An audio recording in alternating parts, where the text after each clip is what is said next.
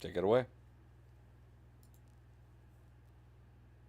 Hello, everyone, and welcome back to Scales of War. It's been a while. We had a bit of a hiatus there, and we ended on a rather strong note, perhaps a falling action you could call it. Our heroes had just returned from their victorious opening of a beachhead, and we got to follow their stories as they had some downtime among the main transport vessel that carries our Crusade fleet. But just because the heroes of the story are resting and recuperating doesn't mean the war is on hold. No, at Scales of War, we don't just follow the boots on the ground, we follow every scale of combat. And today, we're bringing in something we've been working on for a long time and still probably requires a lot of playtesting: the macro scale. What you see before you is a map of the entire world that we're fighting for. The small region that the heroes had managed to open up is, as said, just a small portion of this planet, and the real war is now beginning. We will return to follow our heroes as they perform sorties, take out priority targets, and plant the flag in locations that need it. But for now, the battle will be led by the colonels. Joining me today, my players, each representing a different regiment, as well as a different colonel commanding the battlefield. Uh, go one by one, starting from the bottom of the player list for me. Paul. All right. Hello, everyone. I am Paul Toon, and tonight I am playing, once again, the Saphirin 260 Inclusions, Assault and Amphibious Infantry Group. My colonel this evening is one Colonel Bearwin Maddox, also known as the Mad Bear. A very boisterous individual, very charismatic, lead from the front, kind of try to show his best side forward to inspire his troops, because that's basically how you do best when it comes to the inclusions. And yeah, he's got certain ideas about how to proceed forward, and I think that's pretty much sums it up for now. Wonderful. All right. Next up, we have Mr. Nunn. Well, hello, I'm Mr. Nunn. I am representing the program Pawns under the command of Unit Designation 2AT3AT 33A 3A ATC Sadithek, or Sadie, Colonel Sadie. She is a rather interesting individual that seems to purposefully hold herself a bit stiff. Well, that's not uncommon, given what we've seen from the rest of your forces. We are also joined tonight by Haywire. Everybody, I'm Haywire. I'll be representing the Machoan 31st and their Colonel. Oh my goodness! I'm sorry. I'm tired. Achilles, and he's pretty battle worn and trying to do the best he can to not pivot like immense amount of authority. He wants to hear everybody's positions on how to work together, but also make sure the strategy is there. Level headed individual. Oh yeah. As some may notice, we are not joined tonight by Rasp. Rasp, unfortunately, had to take a step down from the campaign. This is due to personal reasons, and we will not go into them, but his forces will still make an appearance on this scale as the primary fodder that backs up our armies. That is not to say they are unimportant. Fodder is the backbone of every army in 40k, and is just as necessary as any other. But, for one reason or another, their colonel is not present on the scene, just their forces. And of And that course, group is. the Sabiel. Yeah. Sabiel First Rifles, I believe. Yep. With that note out of the way, I'm Valis, I'm the acting War Master for the Damood campaign. I will be handling the enemies and also offering support as the allied force, the 713th Esteemed Infantry, who are decently familiar with the enemy, at least as advisors.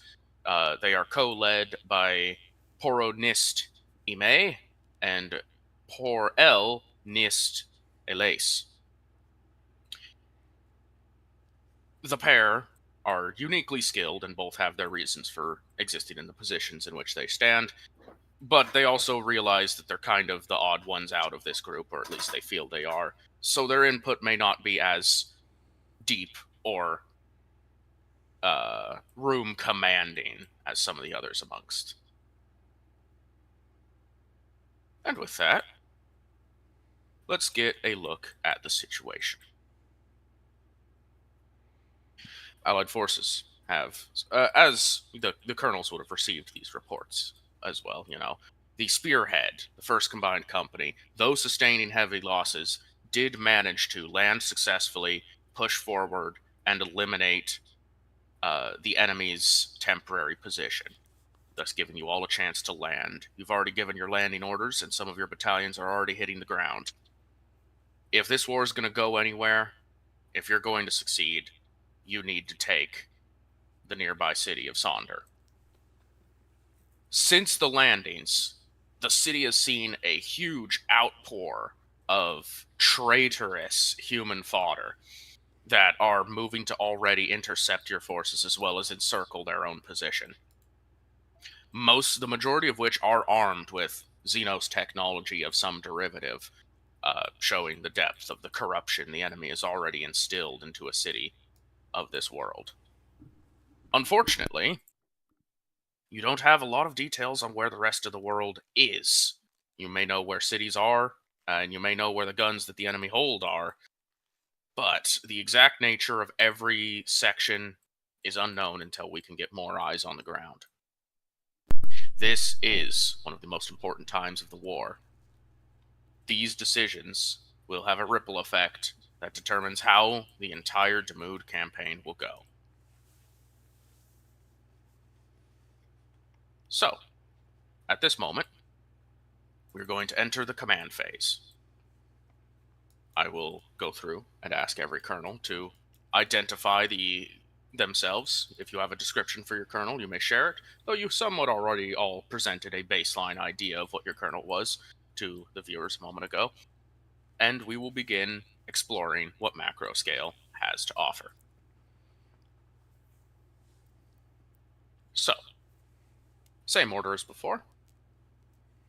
Polonus, or should I say, Colonel Mad Bear. All right.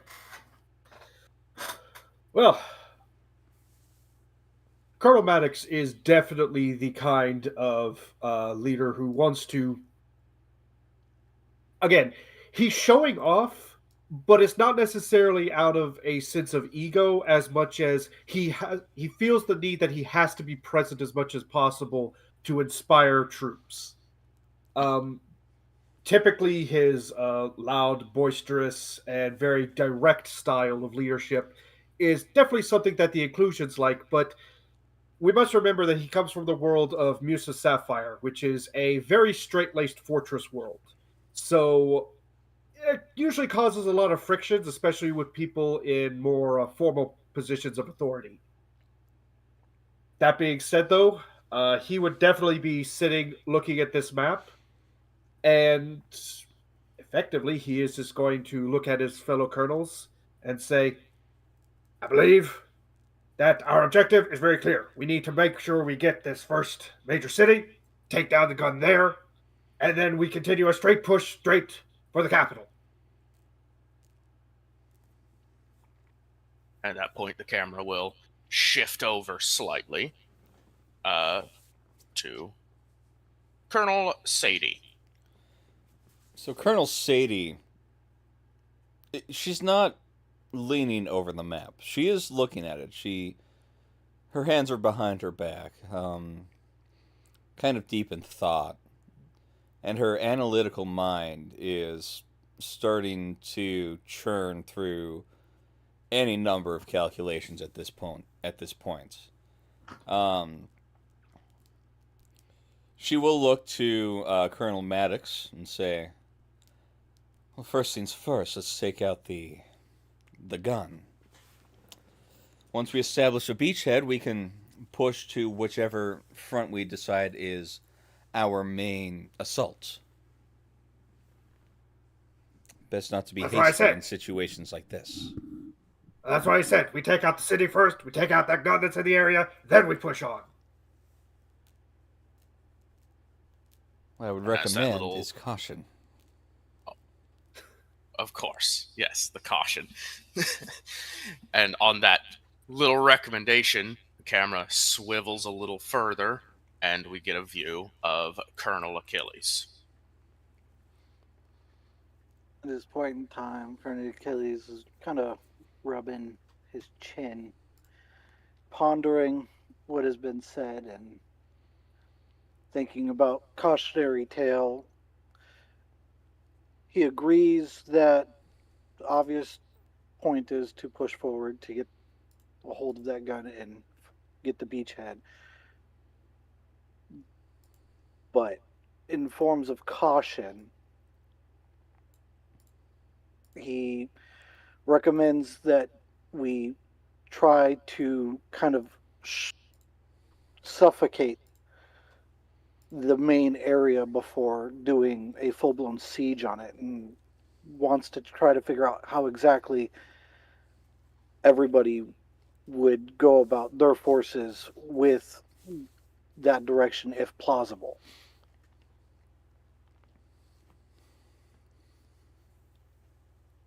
Then we get the finality of the spin as it comes to the pair that stand next to each other across from the rest of the human colonels, and they seem to have like a little discussion on like a private comm channel almost, as they wear full armor and helms at this moment, and there's like a nod, and one of the two leans forward. Clearly, of course, we need to take Sonder as soon as possible. At which point, however, we should exercise caution in pushing forward right away. I think we can agree with that. We are against an enemy force that's potentially already dug in, and a one-sided assault would be ill-advised. I think we should surround and siege if possible.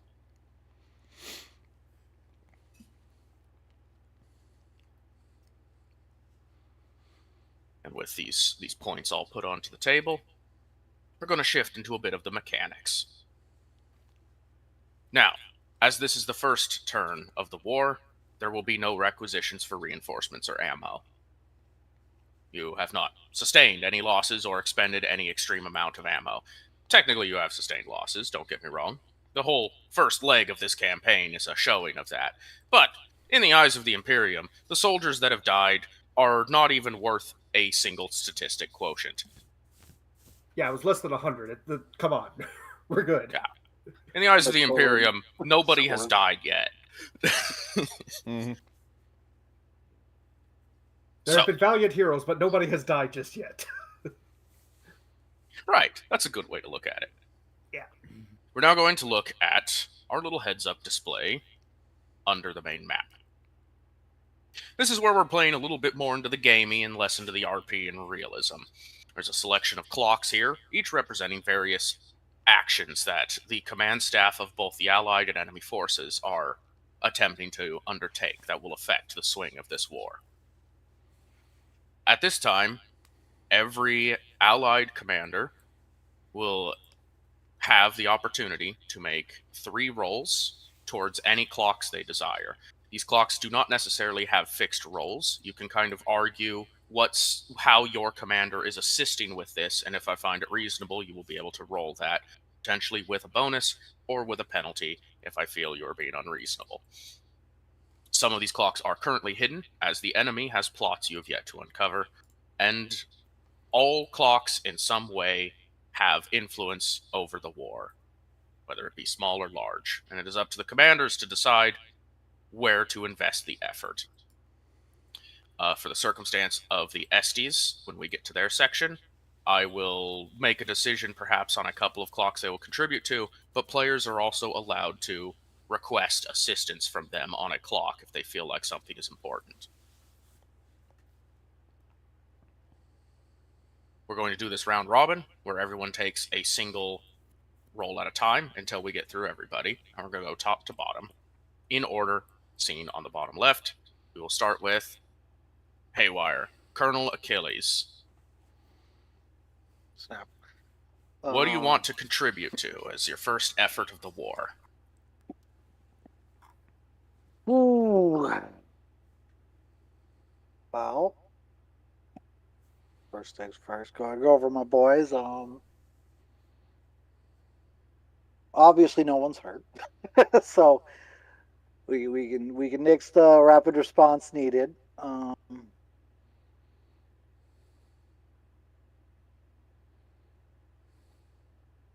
See, there is. Where was it? One of them had the. This is.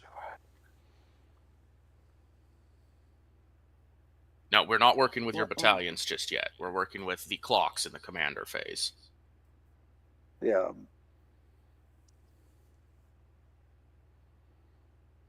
Ooh, let's see. What is this one? Energy generator, intelligence.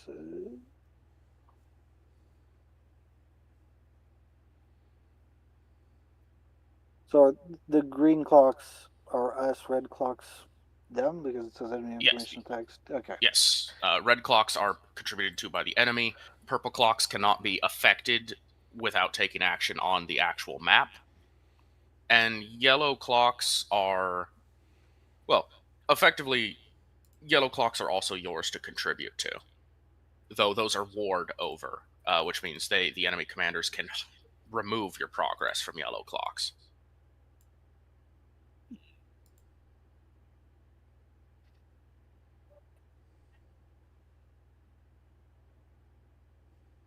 And then, of course, on your own side, in your own bubble, the light blue clocks are personal projects for your colonels. Oh, yeah. Okay, so yeah, that makes sense. So yeah, then I'm gonna want the definitely forging of the blue screen. The reports came in early on. The enemy is using drones everywhere. They're turning everything they can into an autonomous unit. And if Colonel Achilles knows one thing, it's that an EMP would be greatly useful to this war. Well, what comes to mind is if Colonel Achilles has any particular knowledge in chemistry himself, tech use can be applicable to this as well as logic. We're working with a lot of potential stuff here. Do you have what would you like to roll? How are you feeling? How's Achilles contributing? It's definitely going to be through logic over tech use for me, because that is much better for Achilles. He's getting the logistics of it, making sure to request everything that he knows will go into it. Yeah. All right, wonderful. Well, let's see that roll. Very nice, very nice. 3 success. Nice. With 3 successes. That's 3 ticks. Already off to a good start on this project. So as everyone else is waiting for confirmation that the forces have landed and, the early reports are coming in, you're going through this, Achilles is already hard at work on preparing something a little special to give to the enemies. Meanwhile, Colonel Madbear, where are you putting your efforts? So, he's also kind of watching as everything is flying into and out of the planet in the zone right now. He's basically kind of mumbling to himself, damn it. Said, not even a proper ocean world, but we've got all these storms, all these problems. Freaking continentals with the Hound! And there's a person who's standing behind him as one of his supporters. Particularly a woman who is in a master sergeant's uniform. As she snaps to attention, says, "Sir, I need you to start freaking out a weather report. drawing whatever old data we've got from before for weather patterns, anything, what's going on right now. We need to know what we can do, what we can take advantage of, as well as if there's any way we can like figure out how to bring something up to clear through this. Right away, sir. And so my chief of staff, for flavor at least, is going to start working on that. And that is the yellow clock at the bottom here, inclusions, analyze weather patterns. All right. How are they going to go about it? That is a very good question. So logic would make the most sense. However, my colonel's not very good at logic. He sounds that way, yes. Yes. um, he definitely has a command. Is something they could do because he did just order someone to do it. So you want to Inquiries, delegate, perhaps. that's kind of what he'd be doing because he doesn't know how to analyze weather patterns or anything. He's a soldier. He's soldiers. Soldiers do the soldiering. Fair. Yeah, soldiers know how to fight in any weather conditions. They don't know how to predict it. That's somebody else's job. Okay. All right. Well, if you're looking to command, I'm willing to allow that. However, your delegation will come with a penalty. I would say a minus 15, I think. Okay. Now this is actually no that wouldn't affect anything in this particular case. Yeah. A question. Okay. Oh, what's your question? Just to see if I can sway Hmm. realistically. Is there any way we could use any of the navigate? Because we're talking about I think things. navigate surface, perhaps, or even I could even see a navigate void for the idea of circling around the planet and observing the actual storms crawling across Yeah. the upper atmosphere. I don't could know see if an that's argument good for you, that. Paul. I was just trying to help a little. That doesn't help. That's all my navigates are as good as my logic. However, if anybody else wants to help and contribute to that particular clock, then yeah, that would be great. Okay. All right, at a minus 15. For fuck's sake! All right, well we've got fate. Might as well use it.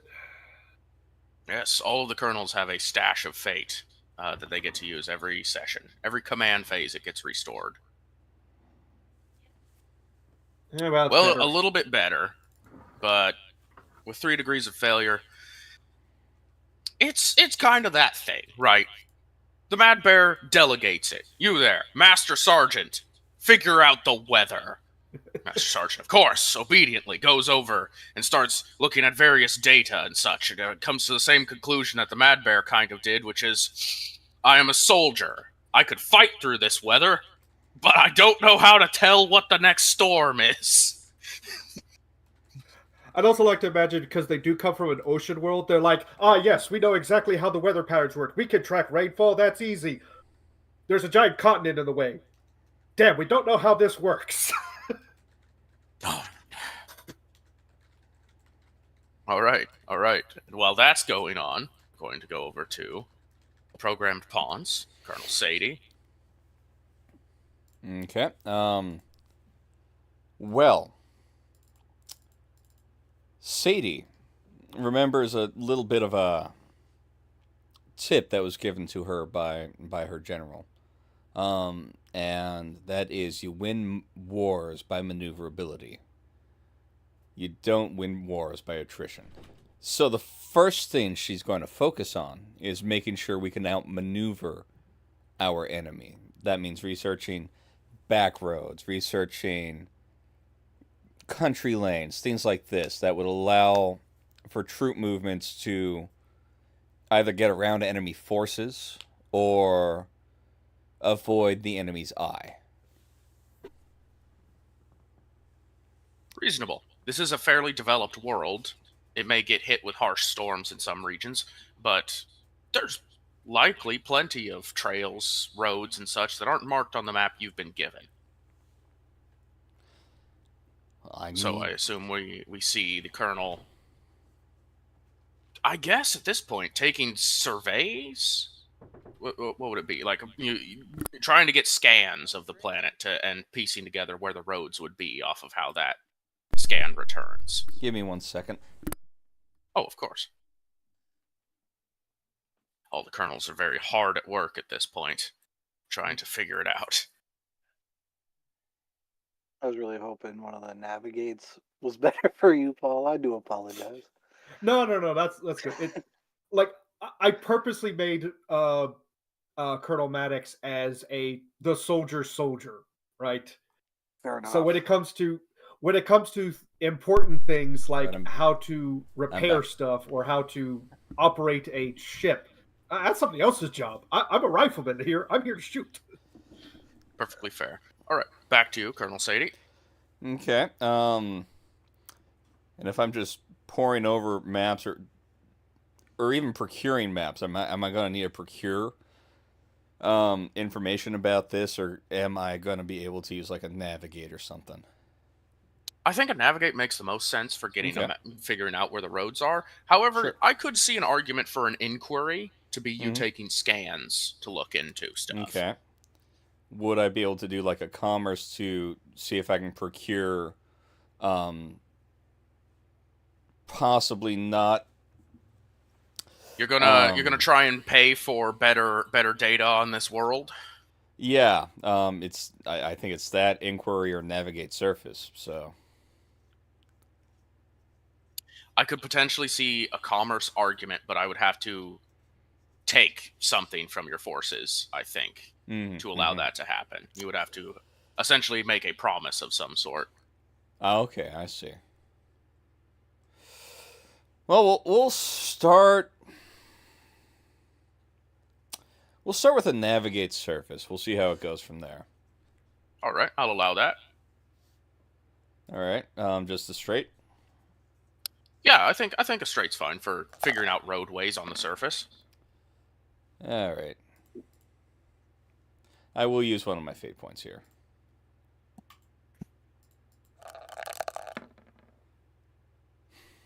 Oh, we never actually 77. rolled. Speaking of which, we never rolled for the god for this. Oh, of course. It's been so long I forgot to roll gods. Matt, But we're having a strong showing of one particular god right now Yeah, I was anyway. like, True. C2. All right. I shall see what god looks over the session, though, as I said, there's already a strong showing for one. Didn't matter. Oh. Oh. Interesting. 'Tis mine own. Slanesh looks over us at the table. Mm-hmm. The hugs are here. Yep. All right. I think when it comes to the Estes, there's a lot of valid routes to take here.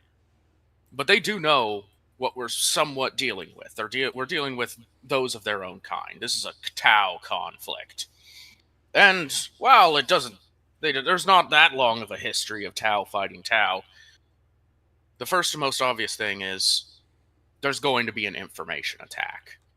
There's going to be an attempt to learn more about our forces made by the enemy. So they're going to take some time to attempt to secure our channels against such an event.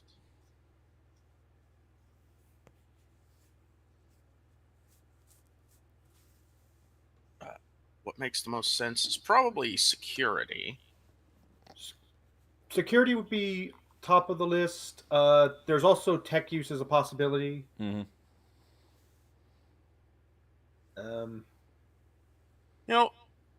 We'll do tech use. Por el Nist El Ace will attempt a tech use to better fortify and stopgap our information stores.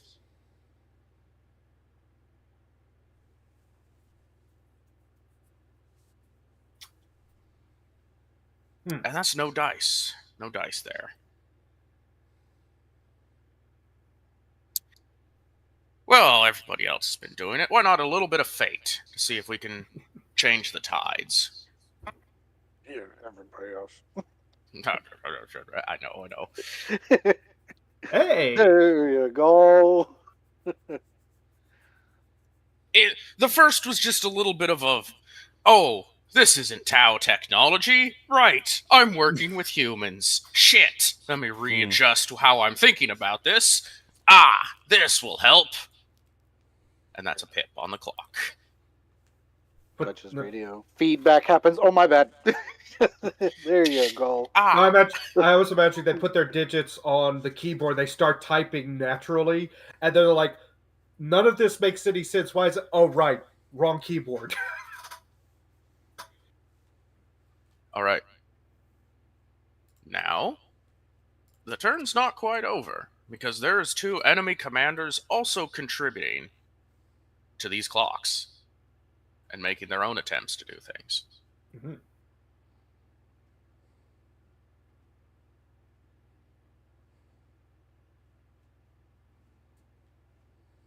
Let us... One of the enemy commanders is going to attempt an information attack and begin working on learning more about the enemy.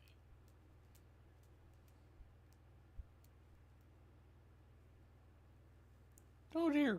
Oh, of course.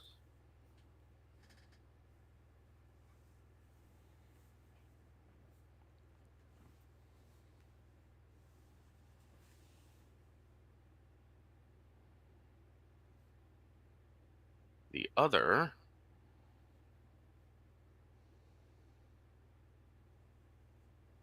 commander is curious, for they recently acquired some captives in this D-Day landing assaulting this world. And they're going to go personally see what they can get out of them. They'll never talk. Yeah. Never! I think I found the pawns. And they also have a pool of fate that they will utilize for a reroll. They'll never talk! They Yeah, talked! we'll No! We'll talk a little bit. Just gives them their designation. Yeah, unit designation 1A24A1. And now we'll return to the top. Colonel Achilles, there's still more time before the forces are ready to move on the ground. You can still work towards various goals here.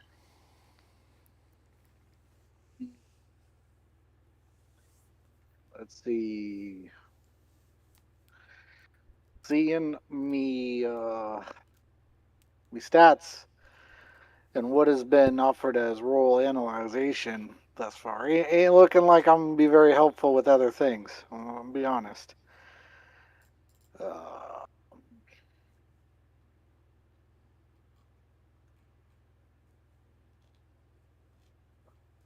Yeah, that is tough.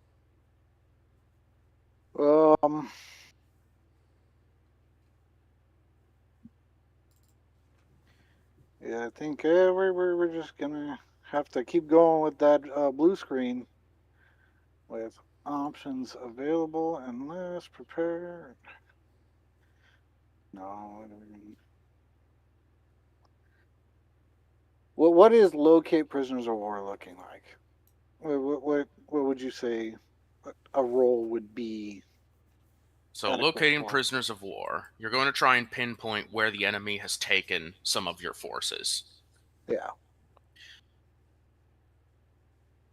With some generosity, I could say survival, potentially. You would be tracking the movements of some of the vehicles that we're seeing exiting the combat.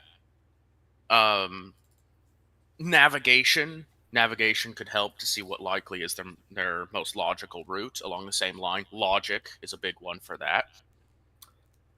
You can always delegate as a commander, but then I will penalize your role, your command role, because we saw that earlier with Mad Bear. Yeah. Would Tactica work in this case? I think a Tactica role is also a valid utilization. Where would I take the prisoners, essentially, you ask yourself with that question. What about war? Would that work? I would say I would allow a war roll, but with a small penalty. I think this is more of a Tactica thing. Okay. So like the lore or Yeah, Spec Scholastic Tactica. yeah, That's yeah. valid. And then that perhaps is if a you wanted lot to better. do scrutiny or inquiry, I could say it's you using scanners or trying to find traces of the captured units. Obviously, you do know some of the identifications of some of the captured people, so perhaps you try to hone in on specifics there. There's a lot of possibilities. It's just how does your colonel go about doing it? Yes.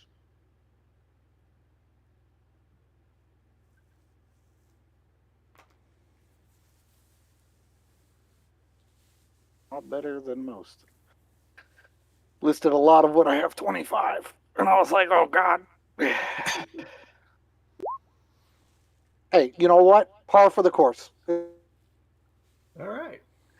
I'd say that's pretty well. That's 3 degrees of success. Where would I take captured troops? I'll give you 3 pips on that. You're getting a picture in your head. You're weeding out things. Like for instance, you're positive they weren't taken towards the capital. That'd be too much of a risk right now and too long of a trip. Yeah. All right. Shift the camera back over to Mad Bear. Okay. Well, he's convinced that his troops will get the job done. Trying to get the weather reports and stuff, so doesn't need to worry about that. Not realizing what's actually going on, but he does see Achilles is trying to locate the prisoners of war, and he gets an idea. We have prisoners. Let's ask them. So that would be a Perfectly potential- fair idea. Yeah, interrogation. Yeah, interrogation or inquiry, because you have a friendly prisoner of war. Oh, that is true. Yeah, I was about to say because you got to be careful here. Because, like, if you're going to the guy that I have successfully said there's a new life, going in an intimidating factor might be rough. I will give a bonus for inquiry. Interrogation will roll flat. All right. So I think Mad Bear isn't going to understand what that means, but he will take advice of I'm so not go in there waving a gun around. Got it. So he's going to try inquiry. All right. Yeah, it'd be wise because there is still much of a guard on that individual. So right, he's technically part of them now, which makes no damn sense. What's the Xenos doing with them? But okay. You say as the other Xenos colonels are standing over. Anyway, I don't understand what these Xenos are doing around here, but whatever. They're shooting our enemies. We're fine. Thanks to the advanced efforts of the Machoan in trying to convince this person already, I'll let you make an inquiry with... You know what? Give me a luck roll. Maybe I'll even boost it further if you get a good one. All right. Let's see. 1d100. 17. All right. that is a beautiful one. Plus 20 on inquiry. Oh, nice. Nice. Very nice. Very nice. You want to Very shake nice. a poor sinner's hand. Mad Bear's mad enough to do it. Yeah. All right. We're going to do a classic.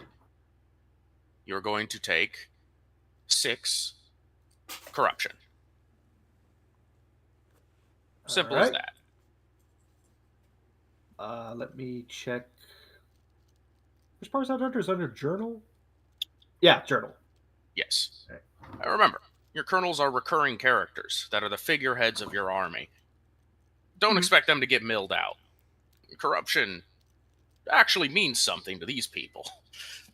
True. However, But again, he is Mad Bear, and there's a reason for that. I'll give you a full complete on the clock. and allow me to retrieve a token real quick to represent you identifying the location of where these prisoners are being kept, where they were taken to. Let's see, what's a good little icon for this? We'll do this one. Yes, quite good. Coming back to the map.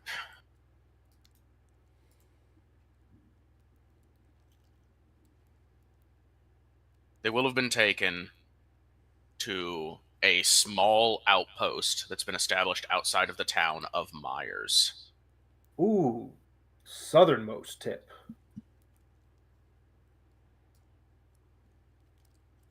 Mm-hmm. Tool tip on that. The prisoner you inquire to reasons even to you that while there is likely safer locations to take it, the fact that this is the farthest point from your potential main objective means it's unlikely you'll send anyone there. Joe and soldier, cough, cough. We leave no one. So Fascinating. Matt Thank you, Bear, Filthy Xenos. yeah, Matt Bear returns to the room with the exact location of the camp in hand and presents it to everyone else at the table. Yeah. Fascinating stuff. Thank you, Filthy Xenos. You have been a great help today.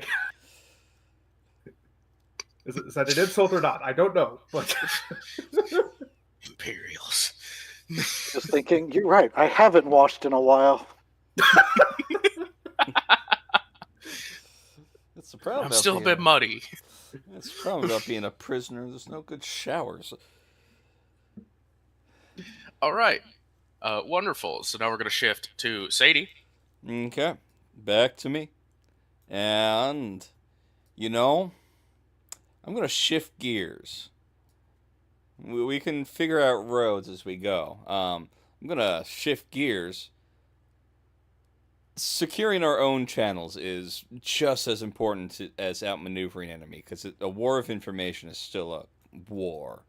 So I'm going to attempt to secure allied channels. Wonderful. And I'm going to, I believe it's 20, or plus 20 for using a fate point, right? Oh, Yes. if you use it preemptively, yes, that's a plus 20.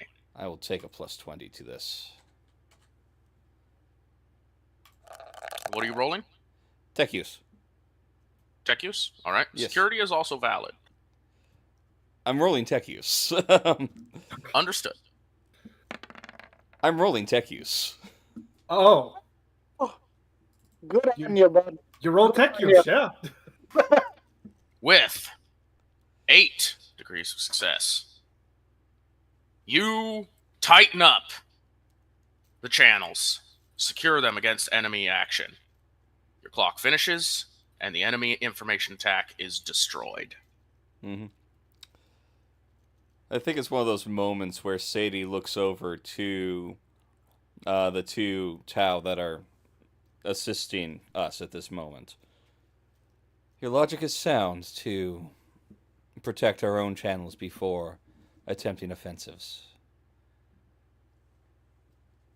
And then she gives that lending of a hand to help them out. Here, we program in C. Yeah, we work in C++, not in Python. Do this instead.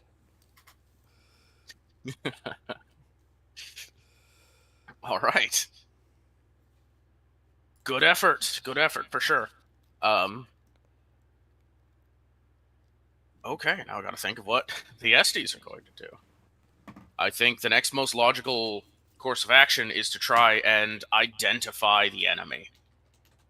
Perhaps they know. Perhaps one of them is familiar with the enemy commanders, and by looking over the reports, they can discover a tell about how their fighting style, their actions in war, work. Mm-hmm. Pronist Ime will head the looking over of reports, and they're going to use their version of Tactica, which is a Tau version specifically, which will give them a bonus to this roll. I was going to be like, can I use my reports of our battles to help?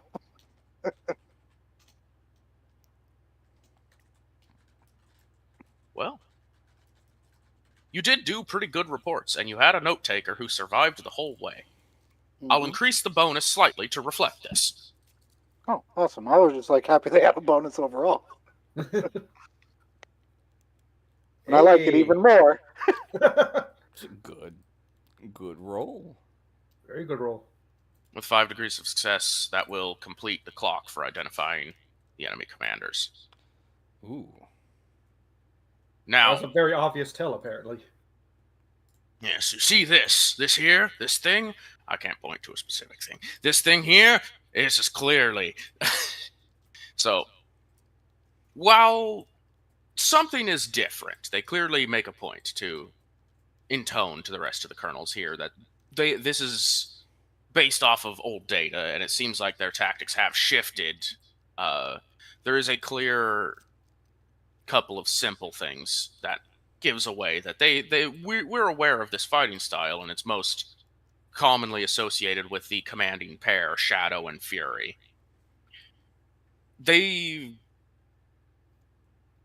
While we can't identify the command staff easily, we do have an idea of how they operate, and you guys are going to get a little dossier about these characters that I will send you in between sessions, that you will be able to essentially give as a readout not only to your colonels, but to any officers and soldiers you deem necessary. That will give you a tactical advantage in the micro scale and then in future macro scale sessions.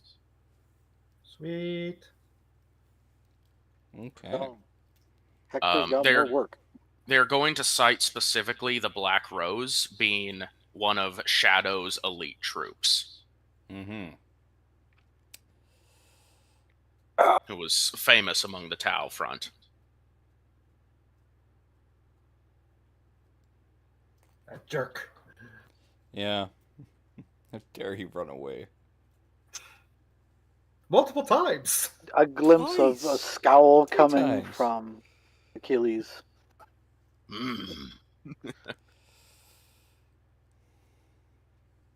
Okay.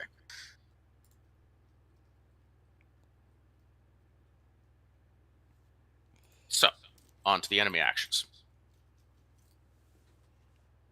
The enemy leader, Shadow, will be contributing to a clock. I would tell you more, but you do not know which clock they are contributing to.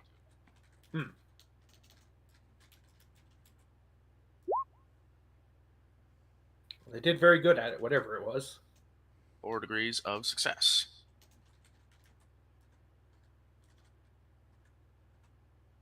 And Fury is going to continue to attempt to break captives, currently at a POW location that they're pretty sure the enemy doesn't know about. Mm-hmm. And echoing an earlier action, I'm going to have them spend a point of fate to get a plus 20 on this roll.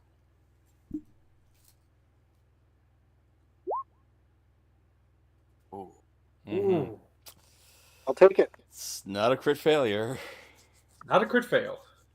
While the smart 95. play would be to spend fate to re-roll, I think the dice speak for the situation, and those who have been taken captive withstand this round of interrogation. We're going to go back to the allies. Colonel Achilles. This will be the last phase for the commanding section in this kind of interaction. So this will be your last roll for this kind of stuff.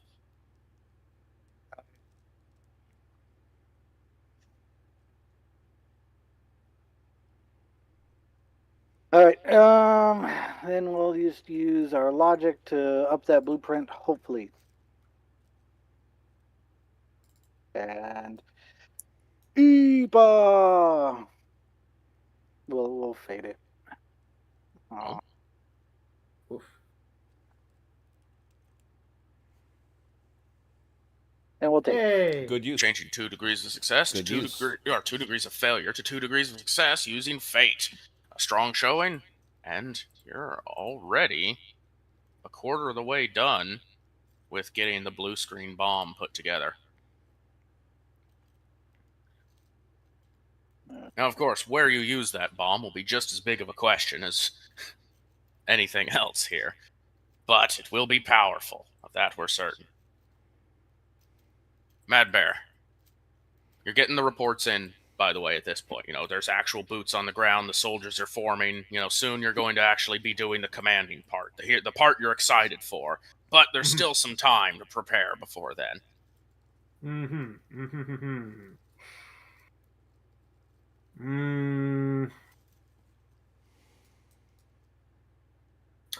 You know what? He's going to start going around to his soldiers and effectively shaming them because the Xenos, filthy Xenos, was more helpful lately than them. So command for trying to analyze the weather patterns.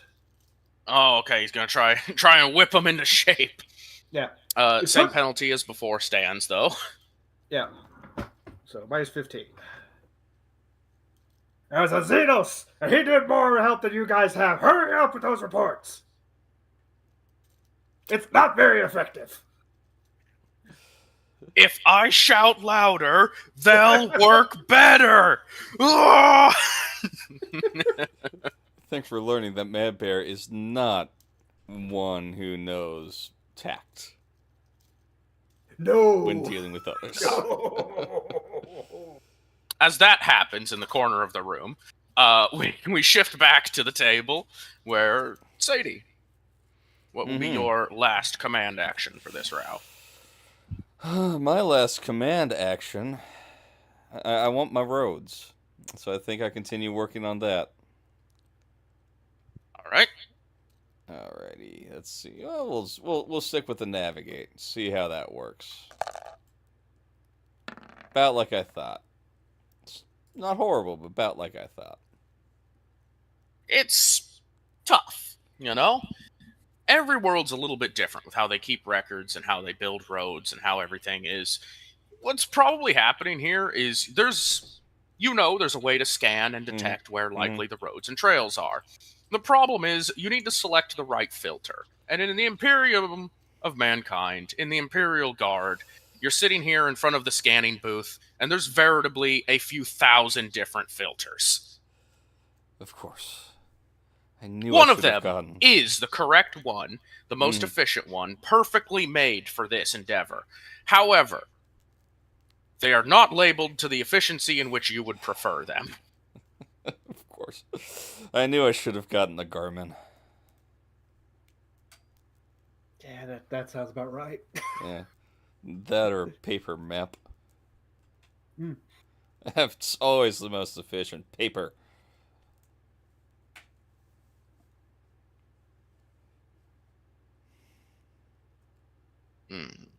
All right.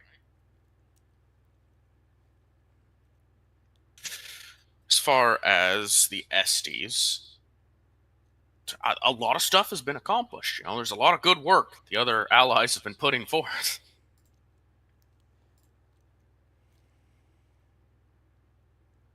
I think, in this instance, they're going to attempt to aid in mapping the region. Because they do agree with the general consensus of, if you know all of the little routes to take and move, it will help us great in the long term, especially since the enemy force, currently identified, is a hit-and-run tactics guerrilla force, generally. If the enemies are going to be using those roads, we need to know where all those roads are. Does it make sense? That does make sense. Let's see. Between the two of them.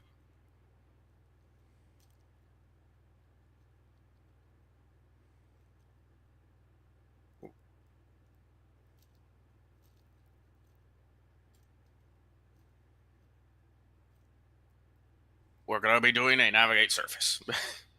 Okay. Pearl NIST ALACE will be essentially coming over. You helped with the you helped with the shoring up the firewall. They're going to try and help with the scanning of the surface. Perfect.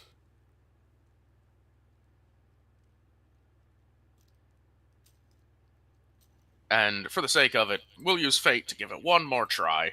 They do want to be equally as useful as you were to them, and they are unable to make it work. Unfortunately, they are also unfamiliar with the way the scanners and the labels for the scanners on this ship are placed. After all, this transport vessel is older than their entire race by eons. It's not even in Dewey Decimal. I mean, come on. That will conclude the Allied actions for the moment. The enemy.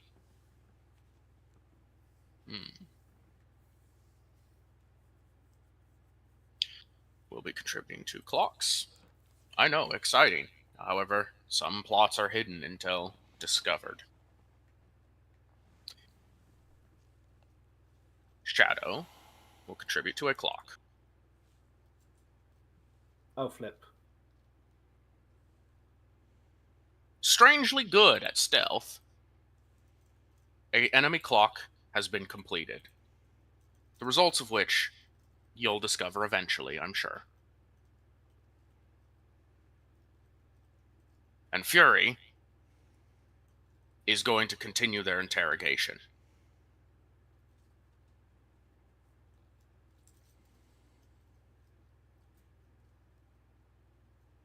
And has still gained no progress. They're trying to interrogate. They're trying to interrogate the Einhyari, but they've been deprived of mead for so long they can't even think straight. Yeah, they're just shaking there, just vibrating, just looking for any sort of stick to start beating something with because they haven't had their ration of mead.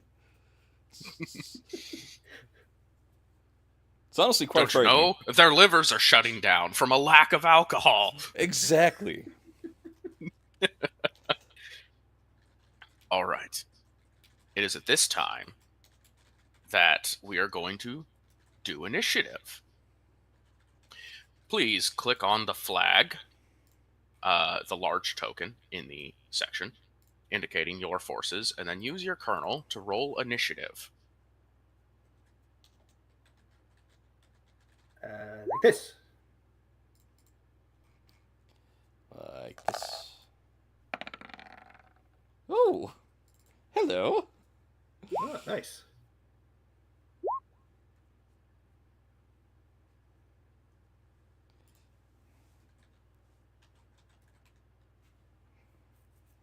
Of course.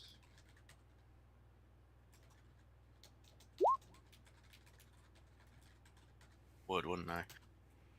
Yep.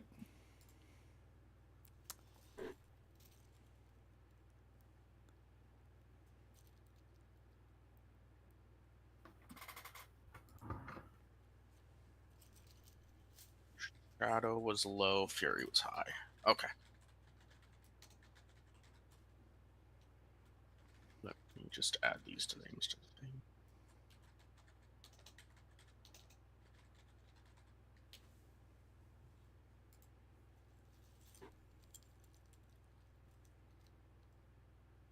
All right. We're now moving out of the command phase and into the proper war phases. Movement will occur as per the initiative order. Fodder move at the end. At this time, I'll let everybody know your forces are on the ground. You pre-cleared with me which battalions are landing. Fodder has also landed to support your advance. A healthy amount of fodder at that. The current weather conditions on this planet is a downpour. This is a medium-level inclement weather. What this means is Aeronautica suffers a -2 to movement, vehicle-based movement suffers a -1, and infantry take 1% damage every tile they move.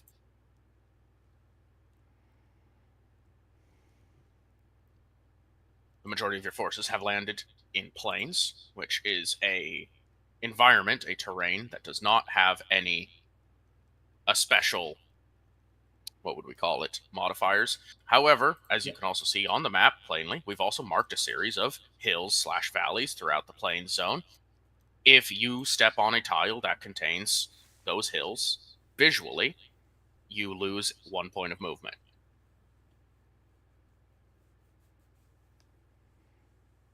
Understood about the weather and the modifiers? Yes. Yep. Okay. So, from the top, first movement action goes to the pawns. Okay. Let's see here. 2, 3, 4. Yeah, I think my mechanized infantry just start moving up. Now, am I able to move both of mine or just one at a time? You are able to move your entire force. Alrighty, and then I'll take the -1. Let's see. Is the You can move through allies. fair? Is the which one was for the health percentage? Was it blue, green, or red? The health is supposed to be green. Thank you. Okay. I'll sit there ready to engage.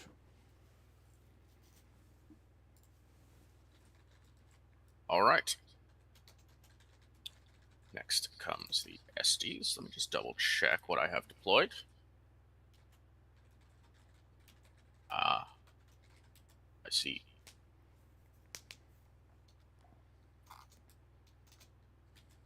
Pretty standard set.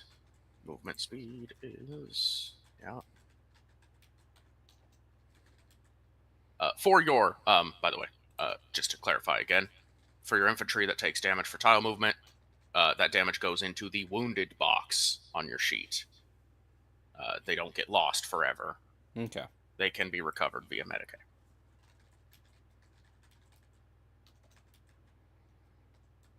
I think due to the cluster of allied forces and the current hills, as well as the fact that they aren't very fast movers, I can't really get the SDs too far into the fight. Yeah, they will. The light infantry will just have to shuffle forward.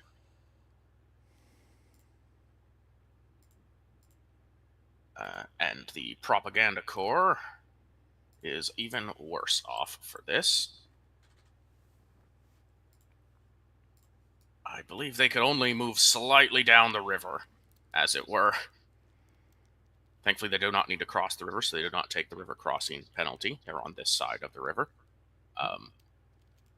However, I'll have to remember that, and they do take 2% wounded for it.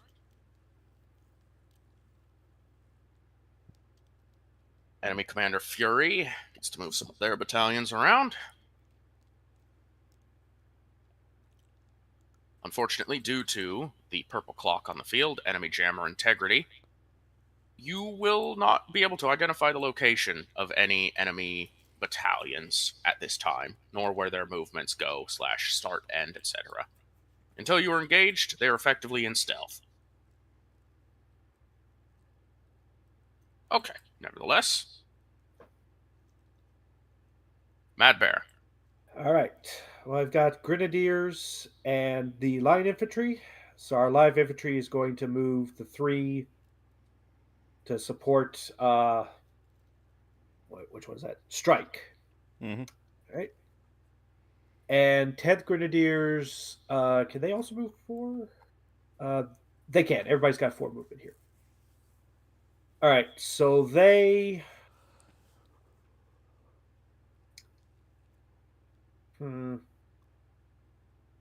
The grenadiers are going to move only 3 tiles here, with the idea that fodder will fill in this area of the hill as a support. Understood. Okay. Make sure to apply the damage for moving through inclement weather. Yep. Let's see. So it's green. So -3 and -3. And make sure to amend it on your sheet as well. We are moving on to Yes. Colonel Achilles. Your forces, your movements. Okay. Looking at movement for the 11th and 15th. The 11th has 6 movement. Uh,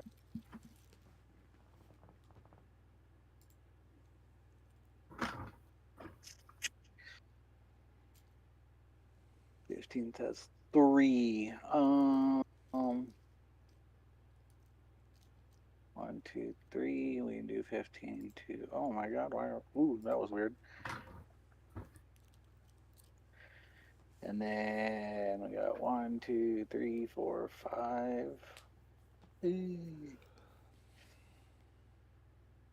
Yeah, I can put me right there. I can go 1, 2. I'll do 3 and then amend the health state, which is green, we said. Yep. Now, And then on your sheet, there's a box for wounded. You add the wounded to there, and then remove the active to track it personally on your regimental sheet.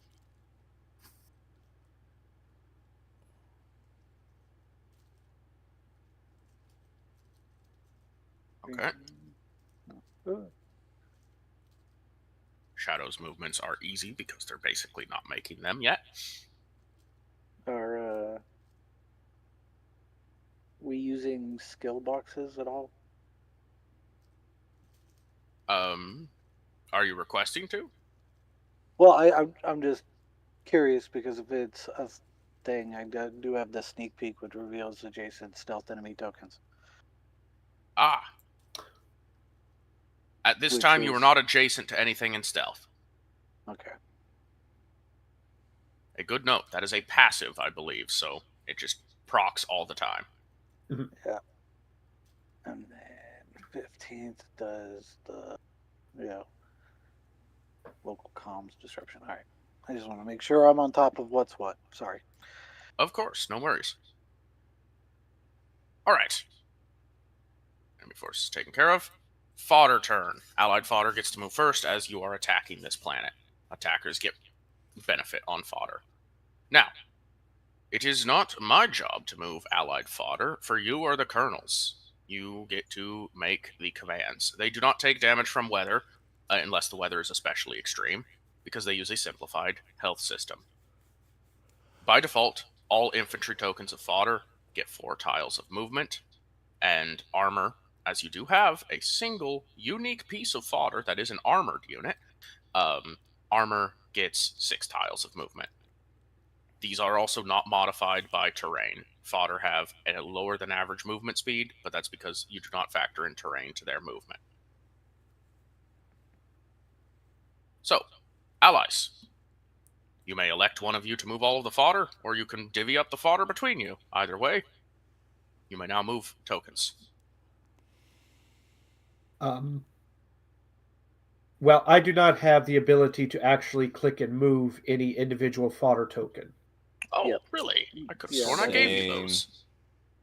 Ah, my bad. They're copy-pasted incorrectly. This happens sometimes. I will amend now. You will start seeing some of them able to be moved. Okay, there we go. So yeah, I definitely think one should shift here, and probably, let's say, this guy.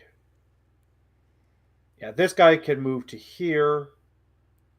And then this guy shift here. And then what happens on the north side of the road is up to you guys, but I also definitely think we should clear some space and get the Coloradicus tanks onto the road so they can just punch straight forward. Mm-hmm. Okay. All fodder tokens are now movable. Oh, now I can move them. Okay. Yeah. All right. Let's see. So you said it ignores terrain, right? Their movement. Yep, they just have their standard Okay. movement. Oh wait, actually, this guy can actually move to here because that's still 4 from where they started, which was right here. So yeah. Yeah. All right. So I think we move up here. Start shoring up here. Get that person ready back there. Start getting this moving up. Kind of starting in frontline encirclement sort of situation here. Players, are you satisfied with the current movement? Yeah. Okay. Could argue to move the Coloradicus tank where this one is right now, so they can start immediately. Oh, like move this guy back?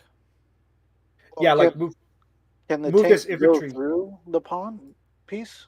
Isn't that Yes. something that was And then they stated? can move right there. You can go Okay. through, but you Yeah. can't double occupy unless you're an aircraft. Oh, do they? What's their movement? I apologize. 6 because they're an armored unit. Yeah. So So yeah, they can move. They can move to there, no problem. okay. Yeah. So. All right. Okay, Okay.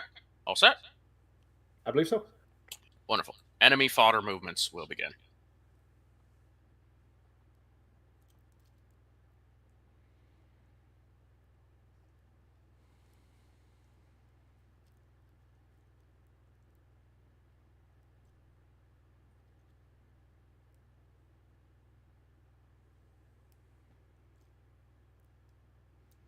All right. I think for the moment, that is all that needs to be shown and done. With the movement phase complete, we are now moving into lockup and combat. Lockups will be taken care of on the fodder turn at the very end. So we are going properly into the war phase. I'll adjust the turn marker.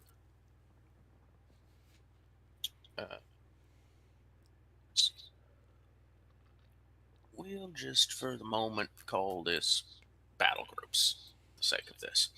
Yeah. All right. Yeah, that's Pawns.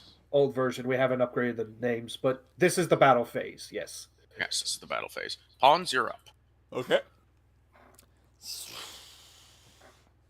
Well, I got this guy right in front of me, and I got a multi-laser. So I might as well just start blasting. All right.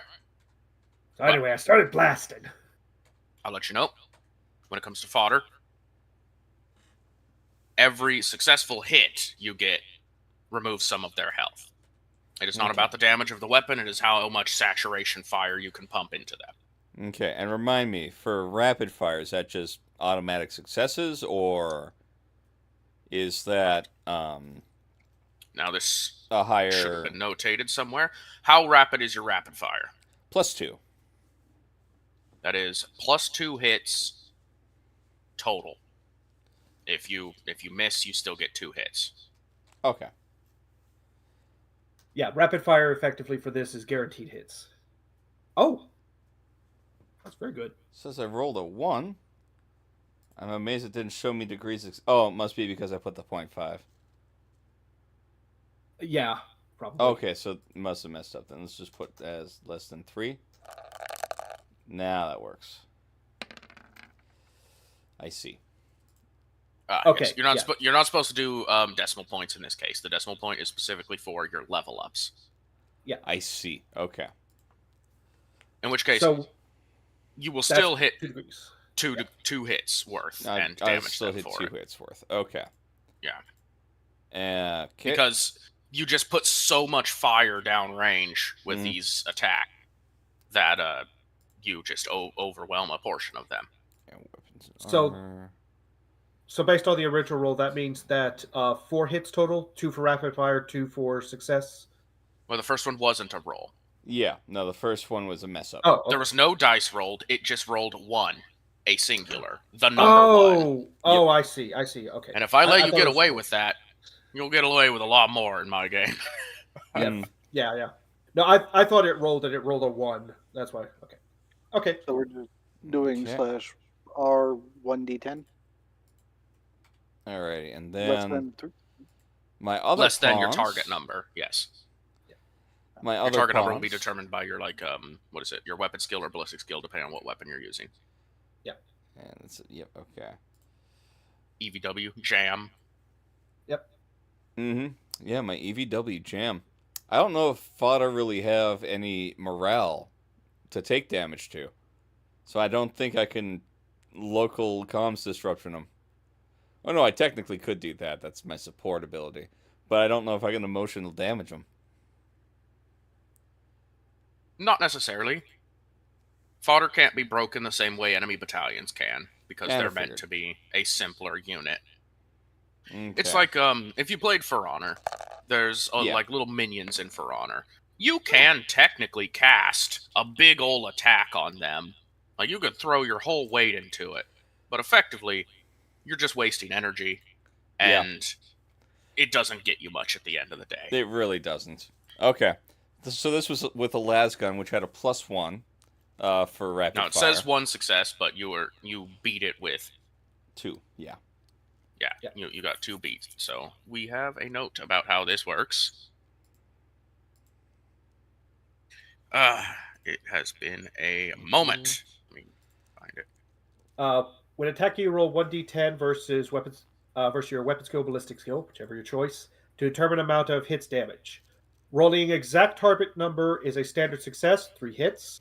Rolling 1 or more below your target is strong success, 5 hits. Rolling half or more below your target is an incredible success, 8. Rolling a quarter or more below your target is an extreme success, 10.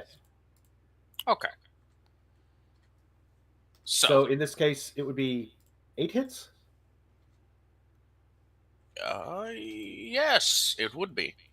Yeah. I believe. Yeah, half or more below your target. All right, Yeah. yep. Well, half of 3 is 1.5. Roll a 1. That fodder is destroyed. Awesome. Yeah, this is one of the things when Rasp and I originally developed this part, which has been kind of reworked a little bit, but the rolling a quarter and taking the vast majority, that's supposed to be a rare thing because you really have a really high ballistic score. So most of the time, you're going to either roll 5 or 8, sometimes 3. Okay. Yeah. Still, wonderful showing immediately. Make sure to amend your ammo as required for the weapons you were using. I have. It's the blue, right, that I'm amending for ammo? Yes. Awesome. I thought believe. blue was morale. Right. It's been a minute. We have it officially written down. Blue is morale, red is Okay. ammo. Okay. Yep. Apologies for that. Alright, so I'm still at 100 morale then. And I'm at... You did not lose morale for having such a 90 good strike. I'm at minus... Okay, there we go. Now I'm correct. Okay, so Jam, you have 99% ammo. And Strike, I just gotta click and go up to you. You have 95% ammo. There we go.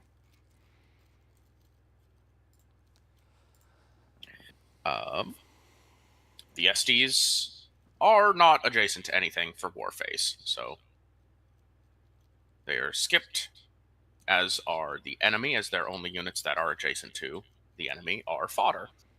So now we are going to the inclusions. Mad Bear, you're All right. next to enemies. A little bit, anyway. Yep. So 5th Infantry, this group was attacked by Strike, correct? Yeah, it Yes. was this group right here. All right. 5th Line Infantry is going to attack them then. All right. So this is roll. Yeah, we don't have it there. Wait. Yeah. /roll 1d10.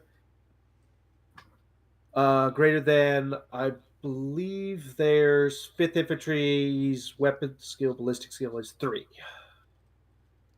All right. Yep. No. There we go. Damn it. No dice. Yep. They're just using las guns, so they don't get anything else. And their special ability does not kick in yet. Well, remember, las guns have the +1 rapid fire. Oh, they do have, +1 rapid fire. Okay, yeah. That's 1 hit, then. That's 1 hit.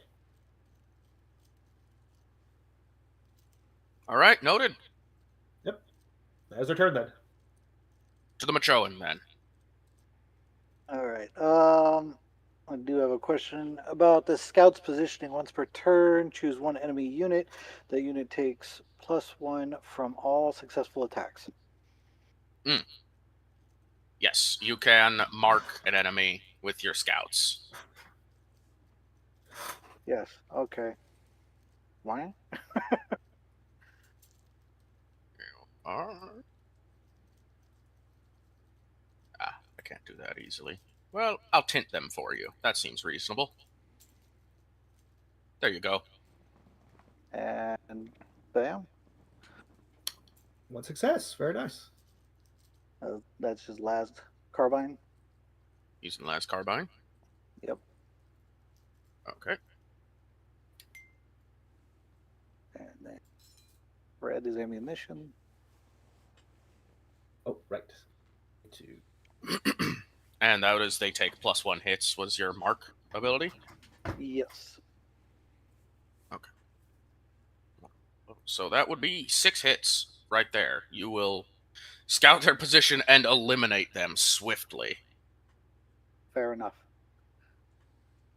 I was hoping, if anything, they're marked enough for the fodder to do something.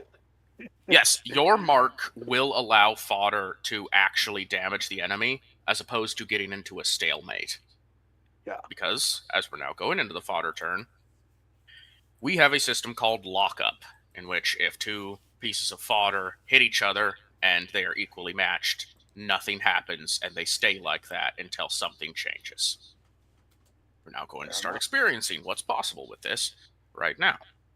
I'm going to grab up my settings for this. I think we'll just be tinting tokens to indicate that they're locked up, because if I were to mark the tokens, unfortunately, they get hidden under other tokens when they're clustered like this. yeah.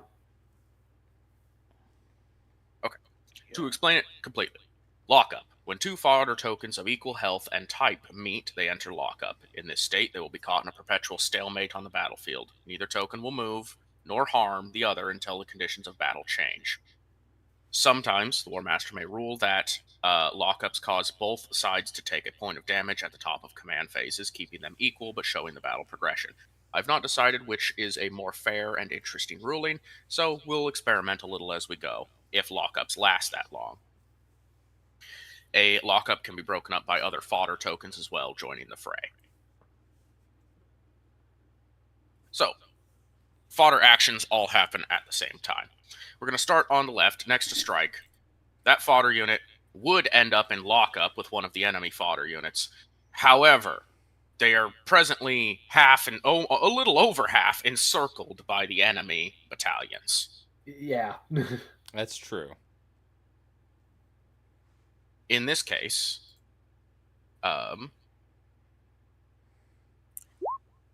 because it is a fodder versus fodder conflict, and one side is undeniably more powerful than the other, I will assign a hit to them for how outnumbered they are.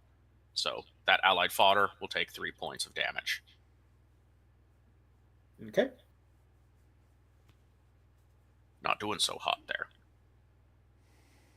That's that resolved. Let's see how this maths. This fodder will attempt a strike against the 5th line infantry. Okay.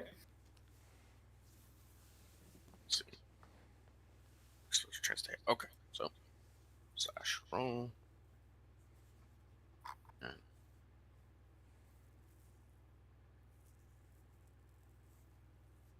Miss. nothing happens there. Is a miss, correct.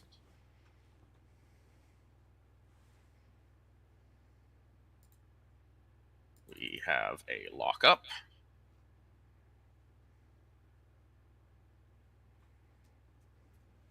And that's another lockup.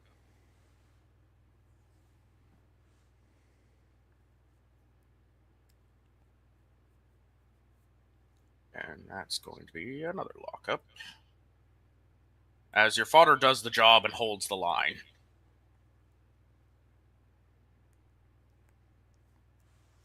Top, we're going to see a lockup here at the edge of the formation.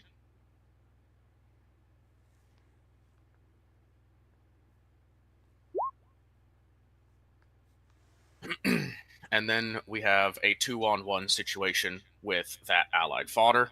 So that fodder will, this one I will ping, this Yep. fodder will take a point of damage because they are outnumbered. With that, we conclude the battle phase. Nice and simple so far. We are now heading back into the movement phase. Oh, my bad. We're heading into the books phase, we used to call it. This is our make sure everything is updated, double check your stuff. Yep. So, I'm all good. And if you have support abilities and things that should activate now, you could also call them out. yeah. Okay. So just to double check, so fifth line infantry made an attack against a group. So their ammunition is -2 for tier 1 ammo, conserve normal fire. Yes. All right. So if let's say they had gotten 5 hits in, they would still only be consuming the 2 ammo, correct? Yes. Okay. Just wanted to make sure that we were keeping that part of the rules. Mm-hmm.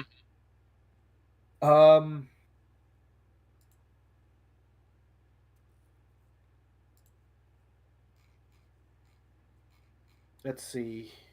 Oh. Since this is the books phase, I will now announce an enemy macro bonus has triggered. I'll just ping again. Focus everybody here. This fodder token loses a point of health as the enemy nemesis unit, the Black Rose, rakes them from the skies. Shit. I wish we had some So aero much for superiority to deal with unflyable. this guy. Shit. Yeah. Well, to be fair, Mr. Dunn, that's why we're rushing for the gun. That's fair. That's true. That way we can get the air superiority, and then we don't have to deal with this. Oh, we'll still have to deal with it, just not as much. All right, I'm going to go through everyone. Paul, is there anything you need to activate or consider for books phase? No. Let me see. Neither of those can apply right now because we haven't taken any losses to morale, and no, there are no enemy battalions, so we can't do anything with their materials. Ammo is caught up, damage is caught up. Let's see, morale and extra equipment slots, that doesn't apply. This is where I'm also going to mention material. Yes. Material is a new-ish system we've added. All battalions start with 10 materials by default. If they have modifiers, it changes the amount of material. If you are stationed at or adjacent to a forward operation base, you recover materials passively. During books phase, if you are not at or adjacent to a forward's operating base, you lose 1 material. You may also spend material for bonuses outlined in the morale, munitions, and materials section of our book, but suffice it to say, bare minimum, since it is books phase, you must make sure you deduct material from your active battalions. This is to represent them going through their resources over the course of the war. Yep. We have a number on each token indicating your material. You can just change the bauble so that your token is still aware of material. I will be doing that for my own units now.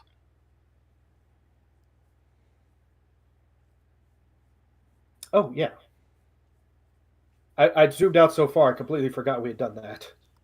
Haywire, I will amend your tokens on the map for you, as long as you amend your sheet properly yourself. Yep. Imperial is going down to 9. Yep.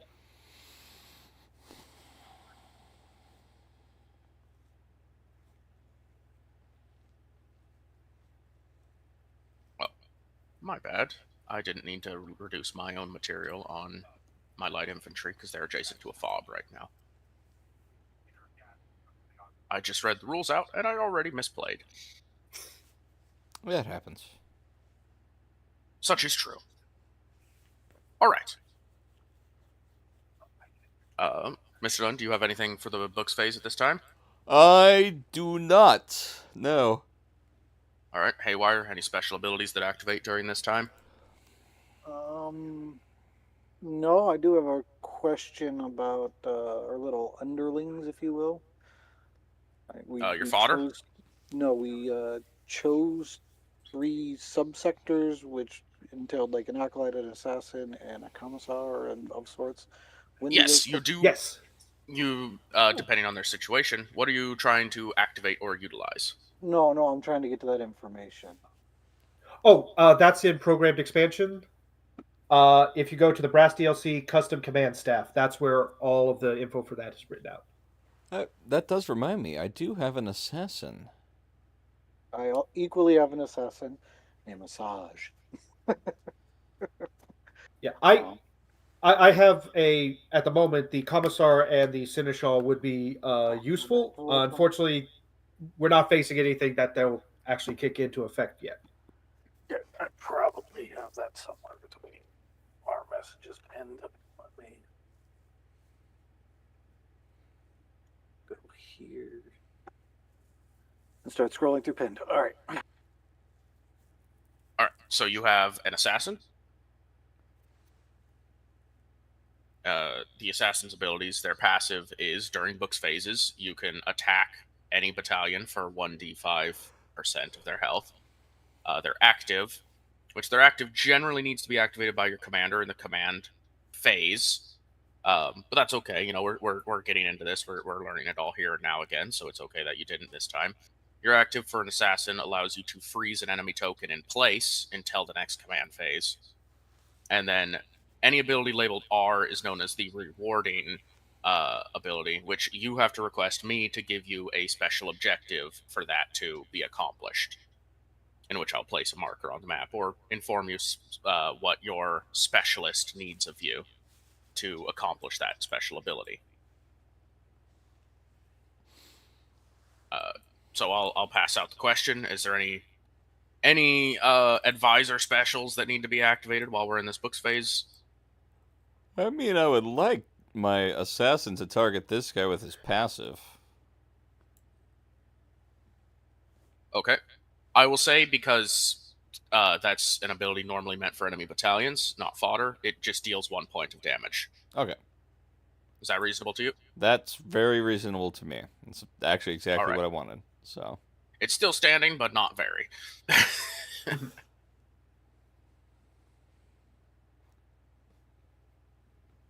Okay. Paul, did you have anything to activate? No, because the only one I could activate right now is the Commissar, but none of my battalions have taken morale damage yet, so it doesn't do anything. Wonderful. Haywire, how are you doing? Looking between all of our pins, trying to find. Here. I will get you a new link.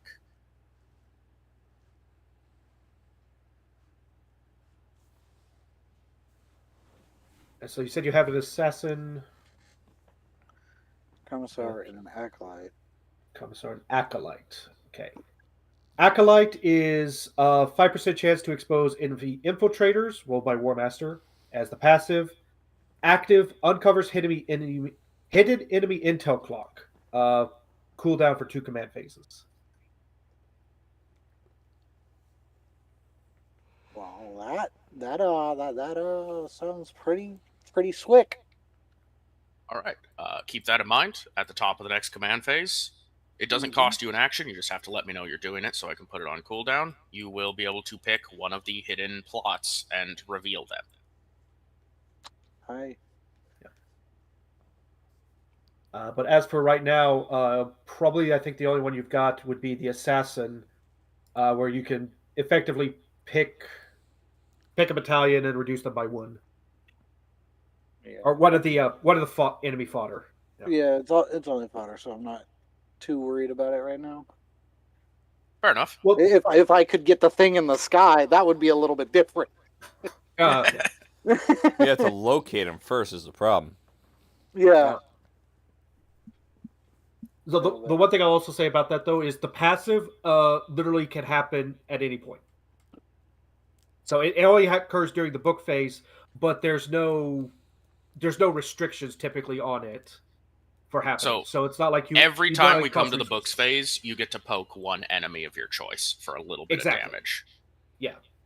But you got to tell me which one you're doing when we get to these books phases. It's the work of your it would be assassin. better to use than just let sit idle. Yeah. Yeah. Oh yeah. Yeah. It will recharge at least 2 more times this session. Okay, then.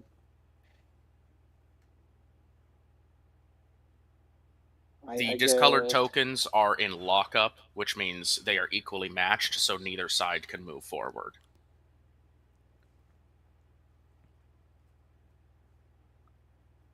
I mean, we could punch a hole.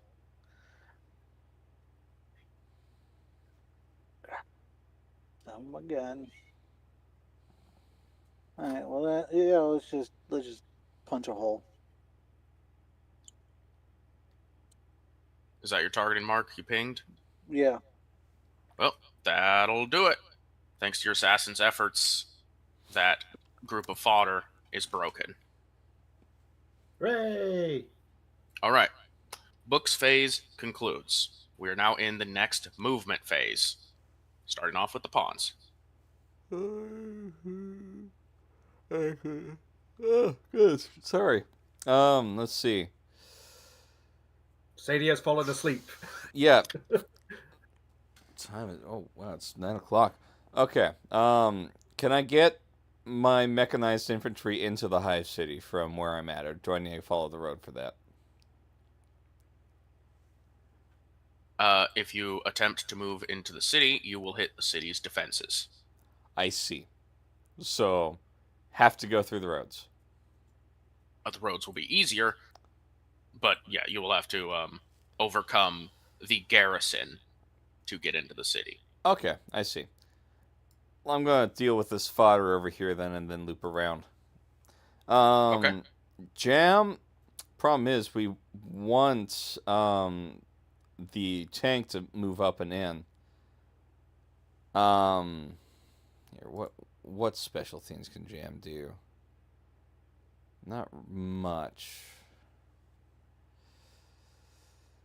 Yeah, because I only have 3 tiles of movement, so I can't even get onto that. Roads do boost movement, but you can't move through enemy tokens, obviously. So roads boost movement. So would I be able to get right here with Jam? See, you have 3 by default. 3 by default. Double check. Oh, so I think they would be able to, but this depends on effectively what are we going to do about civ rules when it comes to moving into a tile. So technically he could get to 3 here, but it's a hill. Yeah, and it So- counts as 2 movement instead of 1. Exactly. So are you allowed to move into it if you have partial movement, or do you need the full 2 movement to get in? By following the road on the first tile, it discounts your movement. Yes. So that actually then that's a flat. So then you'll have 2 movement to get there. Yes. Okay. Yeah. It will So use it all does- of your it does movement, that. but you can wedge yourself in. Well, I will take and wedge myself in. All right. -3. There we go. That's all the movement I'm gonna do. All right. Estes. Reminder for myself. Remember, moving incurs damage for infantry. I already took Yep. care of it.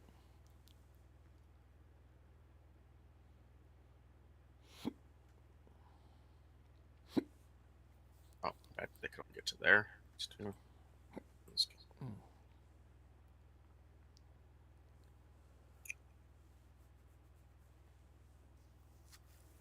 Okay, to there.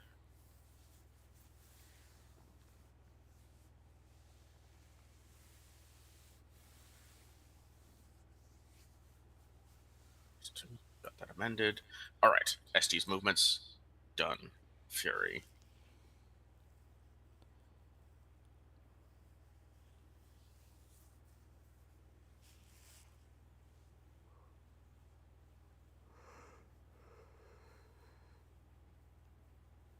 Okay, Fury's movements are done.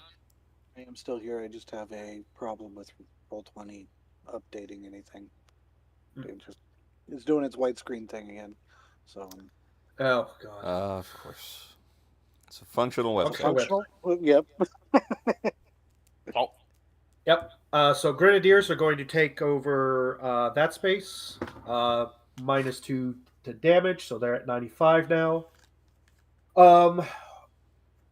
And I think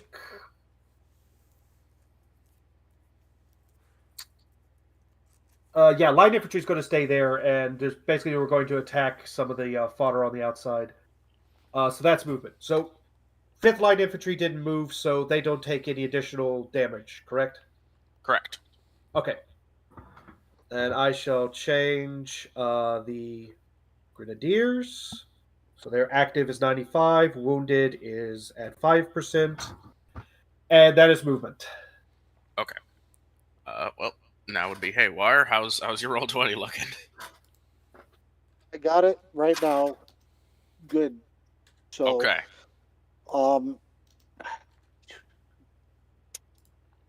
Is it fair to say that I probably think positioning wise, I'm gonna stay. Hold. All right. Yeah. Perfectly fine to do that. Okay. Shadow. Shadow will maintain their current positions. Fodder. Allies. Okay, well, we wanted the tank on the road. Yep. 1, 2, 3, 4. 1, 2, 3, 4. Okay. 2, 3. And you are gonna circle up there. Do we want to switch the damaged fodder here for the fresh fodder here? Or do we want to keep the damaged one in place? I'm planning on keeping the damaged one in place because this guy's gonna loop up to here, going here, down to here. Okay. Which should lock up this guy. Yeah, I didn't see. Yes. I see. Okay, yeah. Oh, So- it is. It's doing things now. Got it. 1, Yeah, 2, 3. my hope is that yeah. this will lock up this guy. This guy will get locked up. I can start targeting that guy, or he can target me. Now the question is, what about this fodder here? That's actually a very good question. So we've got 4 here, 3 in lock, 1 over here that's taking some damage, Mm-hmm. and there's the spare here. Let's see. If we move 1, 2, 3, 4 to put him here, or we could put him behind the inclusions here. I And think then we kind put of him help behind push. the inclusions. Okay. Because I have a strong suspicion this fodder here is probably going to fall. Yeah. And then we'll immediately have a replacement next turn. Exactly. Okay.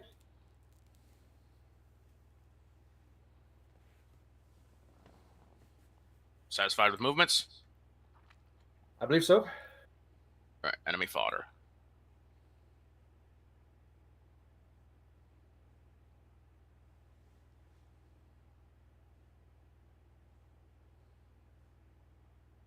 I don't think there's going to be a ton of movement from this zone.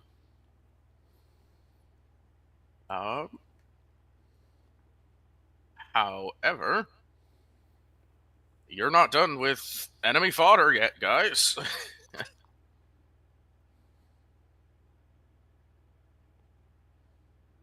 Oh no.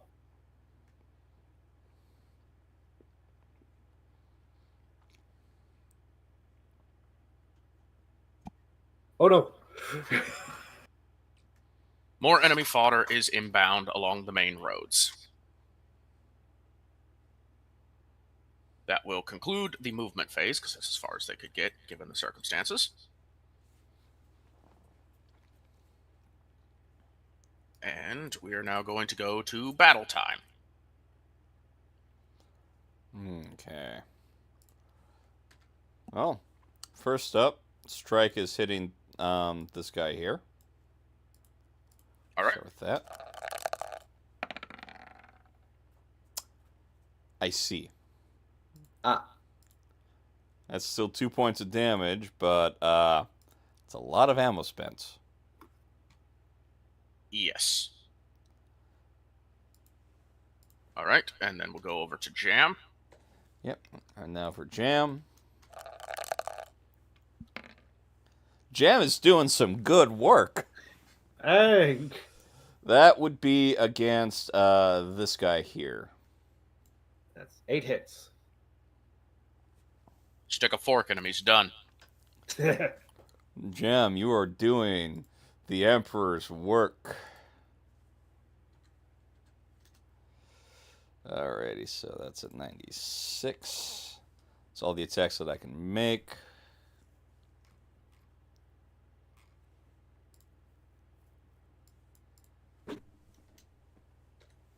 Okay.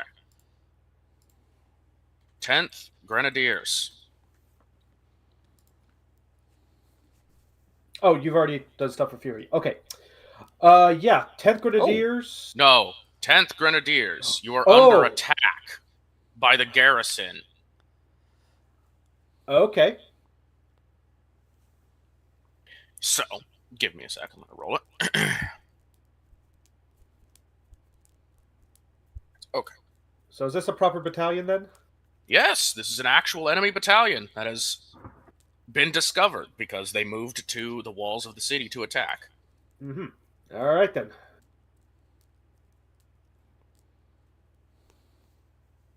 Just make sure I get all the stats correct. I want to make sure I'm representing them properly.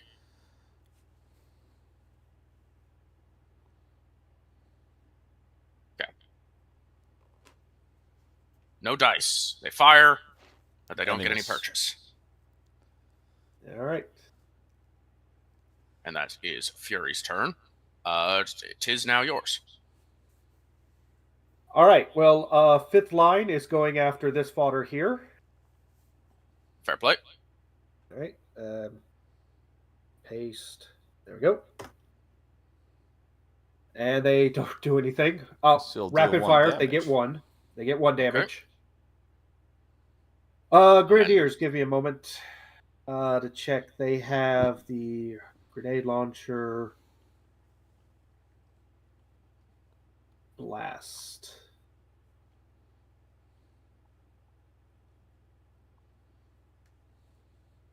Right. I think we'll go ahead and still use the las gun. Them. There we go. So that is 3 hits, plus 1 for rapid fire. All right, 4 hits. Give me the readout. These are real hits if they're not against fodder. Yes. So this is las gun. Where we go. Las gun. 1d10. Damage 5. Damage 5. Okay. So how many hits did you get? 3. That's including your rapid 4. fire. 4. It's 3. So if we're reading the not support units, scrolling back up. And the target armor? Oh, right. Target armor is 1. You do not meet the armor of these individuals. Oh, you're kidding me.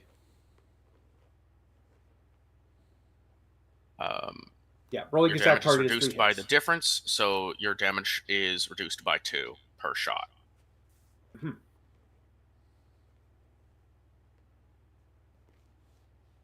So, do I still need to roll the damage, or damage is fixed? 5? Remember? Yeah, damage is fixed. Okay, yeah. Oh, that's right. Right, hit is 1d10. Damage is fixed. Yeah. Okay. All right, so that's 4 times 5 is 20, minus 2 per hit. So that's minus 6, so that's 14. So 5 minus 2 times 4, 12. Wait. If your base damage is 5, yes, but you don't pen their armor, so they get your base damage is reduced by the difference to 3. You scored 4 hits, 12. Yes. Oh, I miscalculated. I had to think. Yeah. I did Okay. 6, not 8. That's right. Yeah, 12. All right, 12. Got it. And the Grenadiers are definitely sending out a local comms message that they've engaged. Okay. There you go. Yep. Turn. Machoan. Well, you're only adjacent to one enemy, I guess, technically. Yep.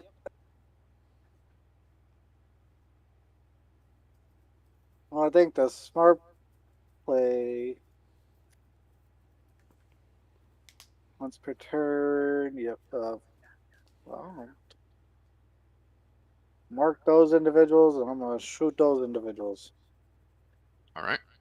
I'll do a little highlight for the mark. And you go ahead and roll your shoostings. No dice.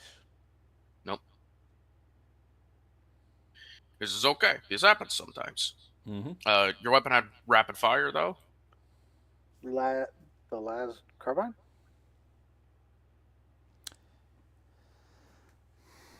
Think so. It does not, according to the examples on the. If it doesn't according to the Some of the examples, then it doesn't. scales. My bad. Yeah. I misremembered. So, Yeah, That's the okay. carbine sacrifices the rapid fire. The las gun is the one that has it. what do we call that, lads? We call that suppressing fire. You didn't miss. You're just making them duck. Yep. Shadow is not currently engaging any enemies. Fodder.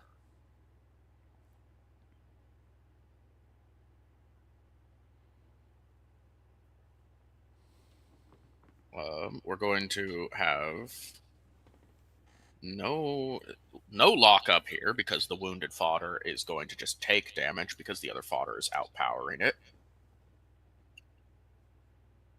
The fodder that engaged strike is going to return fire or attempt to.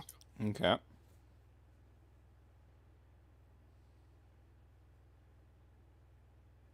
Nothing. Okay. The fodder next to the 10th Grenadiers are also going to make an attempt to shoot the 10th Grenadiers. Okay. Nothing.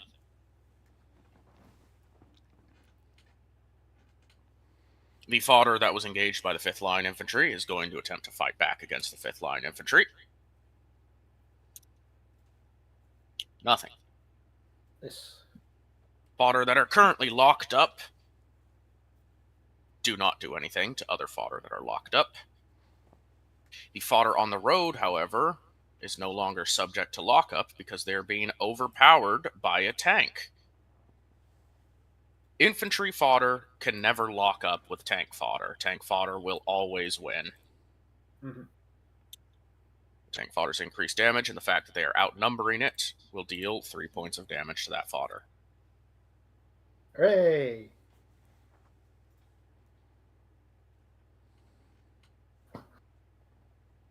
The marked for death fodder will attempt to attack Jam. Okay. No dice.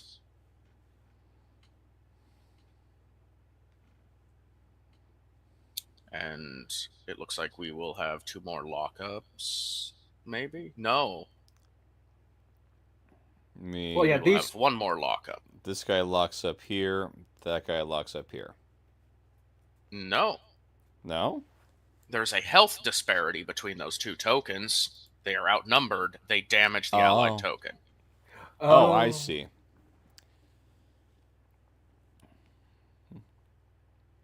Thus So concludes the fodder turn. Oh, we're outnumbering this This- guy. this- Oh, yeah, my bad. yeah, Yes, yeah. you are outnumbering that guy. There's You a actually reason I free moved my your ally forces from there. lockup. Apologies. It's easy to miss these things. Yep. Free that ally from lockup. Got a 3-on-1. He's very handily here. That's going to be a -3 right there. Yeah. If nothing happens, that enemy fodder will just get disintegrated during the next fodder combat phase. Mm-hmm. Time for the books. Okay. I'm going Make to sure start. you adjust your materials. Make sure you proc abilities if they need procced, and double check your munitions, morale, etc.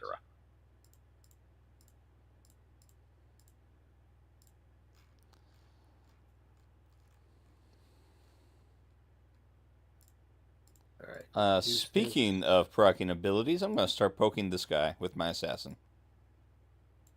Target with the assassin. All right, roll it. Are you getting in on that too, Haywire? Yep. All right.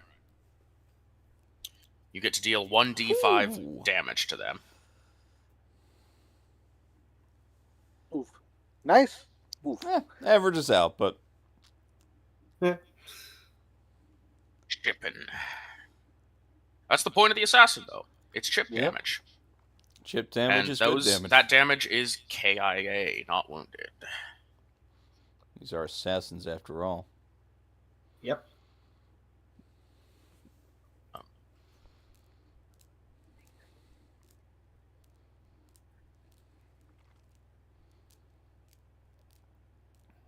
right. We have an enemy action during the books phase. Yep. Someone's bombarding again. There's two, actually, with that in mind. First off, yes, the Black Rose will perform a strafing run. They will perform it on this fodder, reducing its health by 1. Secondly, the enemy garrisoned unit is going to attempt a sabotage on the 10th Grenadiers. All right. Nope, that's not what I have thing for. That's one of the other ones. I was like, oh, I have a counter. I believe this is an int, a versus int, so it's not amazing, but they get a free 1 every turn because of what they are.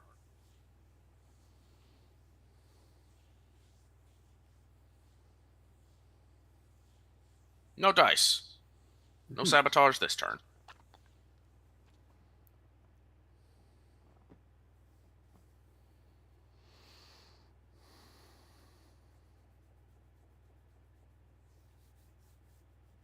Anything else to declare, folks? Everyone amended, updated? You've got your material counts? Yep. Paul? Yeah, go to my end. Okay. Hey, where? Good. All right, we're moving to the next movement phase. Pawns. Alrighty. I'm gonna move right up to here. It should open up a space for our friends to start to think about getting in, and can I move onto this river tile or not? Is it too thin of a area for my mechanized infantry to be? I believe that river is too thick to stand on, unless you want to take the river penalty to traverse it. What is the river penalty to traverse it? Allow me to clarify. So, in a river, it sets your movement to 1 tile per turn. Mm-hmm. And depending on the weather conditions, it can also cause other adverse effects. This downpour has just started, so there's no other adverse effects to being in the river other than it slows you down to a crawl. Okay, I see. Well, I'll stay locked in right here then. All right. Yeah. All right. That's everything. Estes, Propaganda Corps are going to advance into this little pocket. And the light infantry are going to claim this bridge. Good call. Very good call. And that will be the Estes move.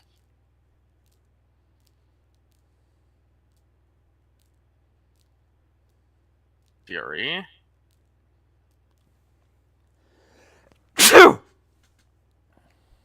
Gesundheit. Thank you. Okay, that's Fury. Inclusions. No change in movement. They're locked in place. Understood. Machoan. The only thing I'm gonna do is move up like that. A little bit of support. Yep. Awesome. Shadow is not present in this battle. At least yet. Fodder time. Allied fodder. All right. I think we should switch out some of these weakened units. Mm-hmm. Mm-hmm. So, switch this one. Basically, switch these two positions. Yep, I would agree. And move to here. Move to here. And then this guy, I don't know, switch these two as well. Like this. Yeah, that's what I was thinking. Either do that or I get this guy over here instead.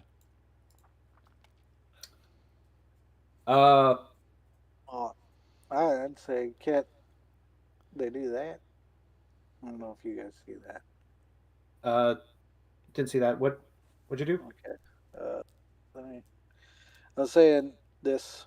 We'll do that transaction because nothing can come from behind to further harm, and it'll stay the outnumbering. That's a Oh, good okay. point. Yeah, no, you Yeah. can get that done. Yeah. Move there. There we go. All right. Satisfied with your fodder movements?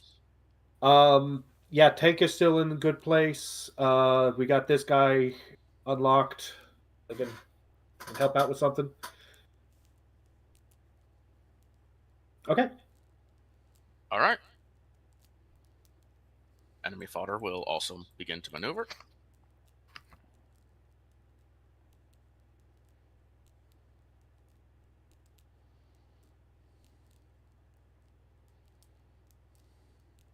What among them can, honestly. Mm. All right. That will conclude the movement phase. Okay. Pawns. Alrighty. Once again, I'm starting with strike on the enemy closest to me. Okay. And once again, I'm only dealing 2 damage. And Well, then... you will eventually claim them via saturation fire. Yep, and then, not aim, what am I talking about? Jam is hitting this guy. Presently marked for death. You get +1 success. Or That's +1 good. hit, I should say. Okay, so that is exact, so that's what, 3 hits for exact, wasn't it? Yes. And Plus, the whatever +1, rapid fire and +1, so that's 4, 5 total. That's enough to kill. Okay. Yay! Wonderful. Very efficient set. That's 2. And -5. There we go. Begin handling the Estes. We will have the light infantry engaging the fodder approaching the bridge. Light infantry. Okay.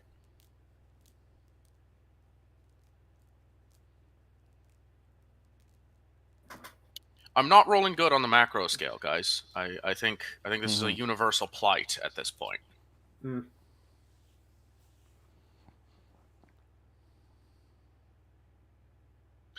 Okay. And then the Propaganda Corps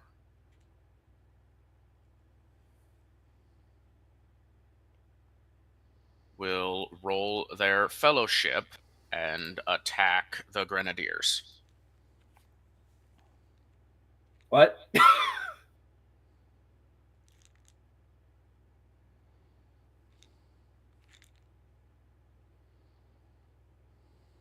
What? Okay. How many hits would that be in this case? Let's see. That is a 4 and a 1, so 1 is 1/4 of an attack. So that's the full 10. Full 10. Beautiful. We're going to teleport slightly. What? Paul, Yeah. you have 10 reinforcements in the pocket. Oh. Reporting live on the scene from the first assault on the Demood campaign, we have the 10th Grenadiers heroically fighting against the enemy conquerors who are enslaving civilians on Demood. As you can see here in this pouring rain and muddy ground, they are giving it their all to fight for the Imperium of mankind.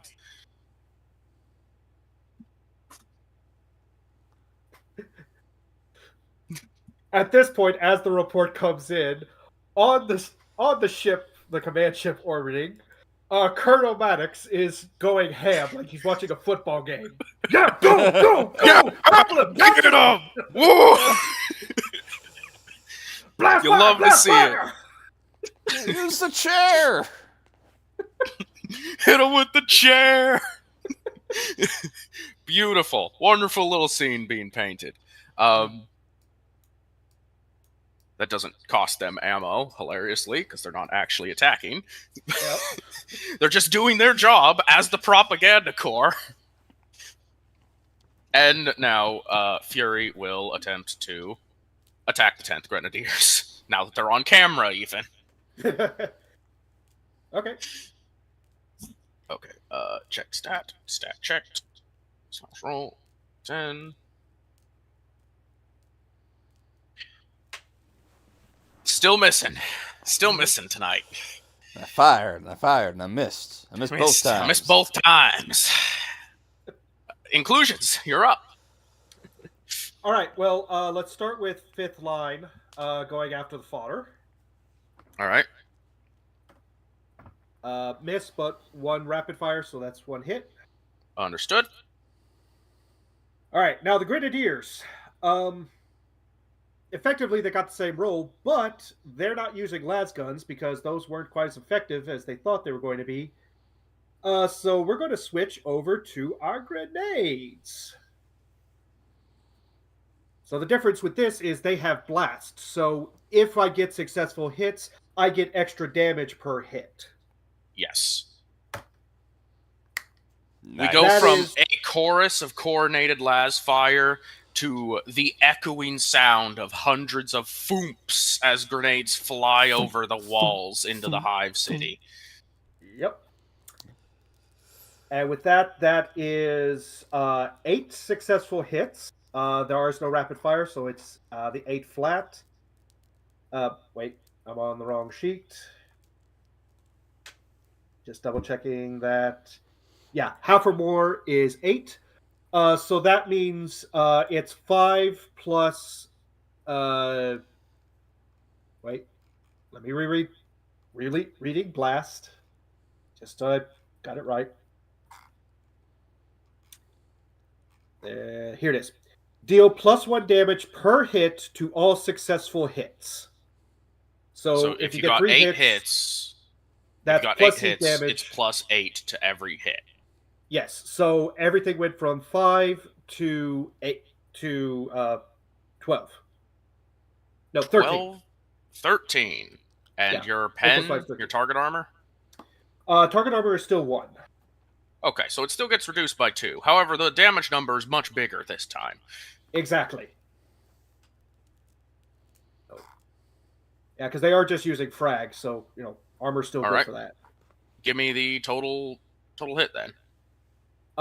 So that would be. All right, so it's 13 minus 2 for each hit, so that's 11 times 8, 88. You hit for 88. Good Oh. hits. I'm going to have to engage another rule, I think, at this point. There's Yeah. a bit of morale that needs to be happening. Propaganda Yeah. focus their cameras at the right time. Yeah, no kidding. That's why it's so high. Is you just sense the yelling from the ship. Go, go, go! Use the chair. We don't have chairs. Okay. My God, lads.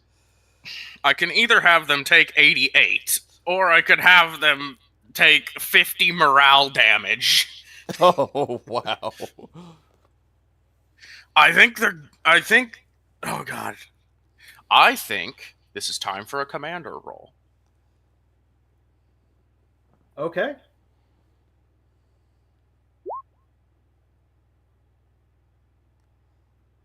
No dice. They do not stand and deliver. They fall back from the walls, shifting to another location. I will not move their token, though, because you don't get to see their movements currently. Mhm. However, you still deal 33 to their health, Mhm. and effectively 55 to their morale. I had marked those guys. Damn. Yeah, if those guys were marked. So sometimes you don't find the diamond in the rough until you point a camera at them. Yep. And now, following that up, it's the Machoan. Yes. Let's see. I think it would be of wise stature to mark somebody and then fire. But I don't want to mark the guy in front of me. I want to mark. Let's see. I want to open up the road as much as possible here, and we got a lot of lockups happening. So. If you mark someone, it will break a lockup because they take more damage. Okay, So your fair fodder will enough. start damaging that token as long as it's marked. Fair enough. In that case, let's. That's I am between two. Let's do this.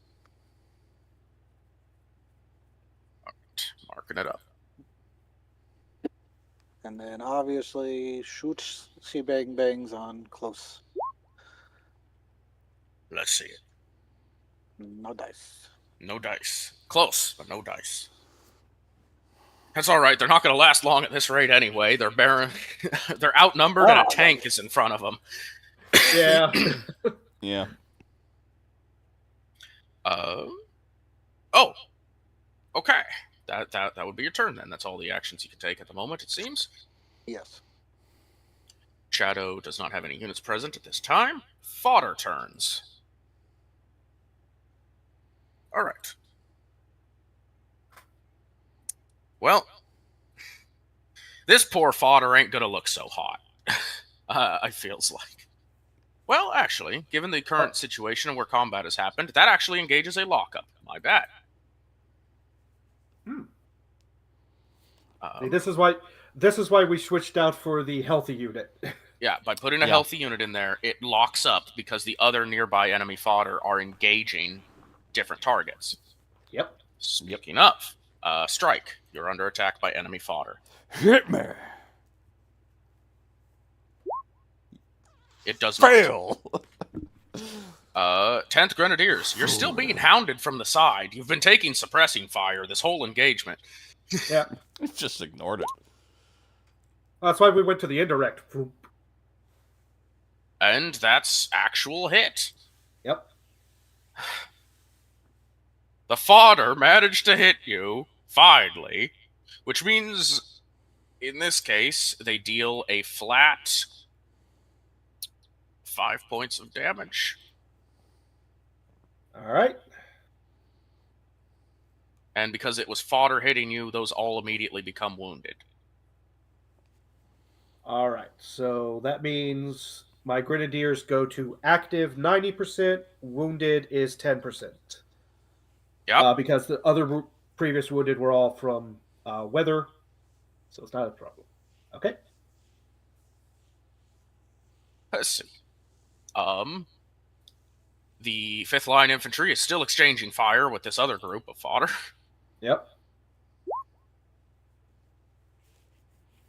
It's happening, that's for sure. The marked enemy takes damage from allied fodder.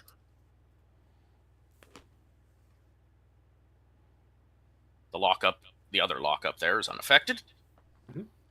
the tank and allied infantry fodder clear the road. Hooray!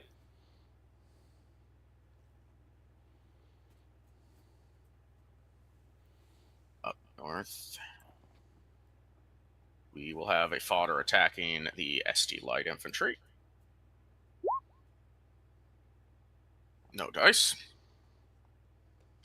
Allied fodder presently overwhelming that one on the road. That gets removed. And I believe a new fodder with the lockup SDs. is formed. The fodder with the SDs was that last roll. Oh, okay. Yep.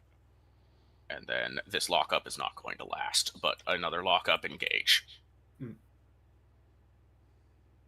And that is the fodder. Awesome. That is combat resolved. Books phase. Okay, still prodding away. I'll give you Haywire as a notice. Your EVW is next to a fob right now, so their 8 materials goes back up to 10. Yep, that was the plan. They're recharged. Smart. Yeah, I was like, oh, if anything, it goes nice. It goes nice. Yeah, they run over and restock. Get ready to take off again. And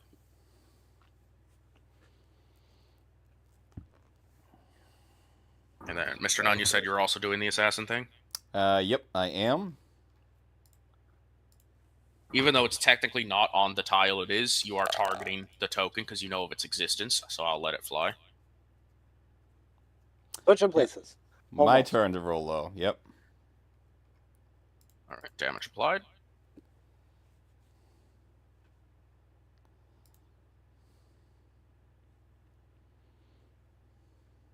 Okay. Everyone's materials are amended? Materials are amended. Ammo is amended. Morale's still good.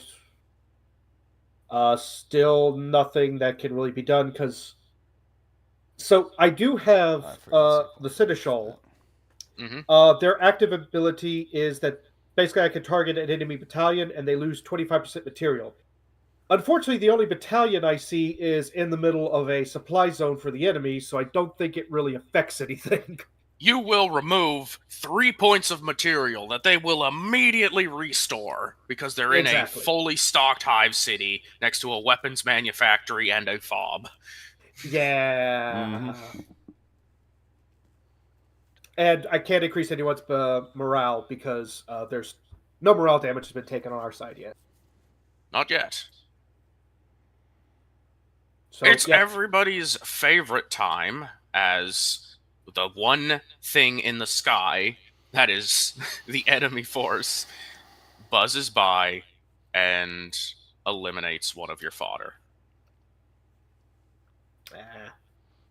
Kind of figured that was going to happen. On the bright side, their air force is pretty limited because you've only seen like one aircraft. That's a very devastating aircraft, though. Yeah, I kind of wish we had whatever the molding was last season for that. Just hunted down. And it's at this time, with the conclusion of that books phase, I announce it's a command phase now. Holy crap, we actually got through things in a reasonable time. We've went through very reasonable 3 whole phases of movement, combat, and books, and have made it to another command phase, and it did not take us 5 hours. We also had RP, discussion, rules explanations, etc.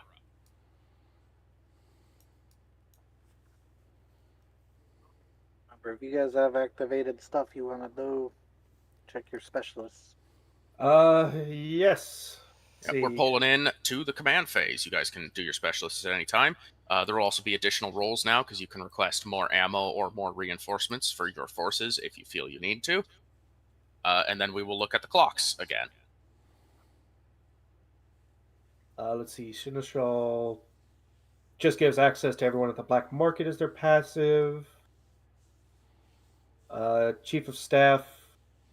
Chief of Staff is going to be extremely useful pretty soon, but I want the beachhead established before I send Mad Bear down to the surface. Yeah. Fair enough. Though that rewarding for the chief of staff is a good thought. That is a good point. All right, Valis. Give me Yes. an objective. Chief of Me Staff too. wants to use their stuff. Give me an objective. Me too. What's the reward for Chief of Staff? Read it out. Add 1 tick right. to every ongoing long-term project.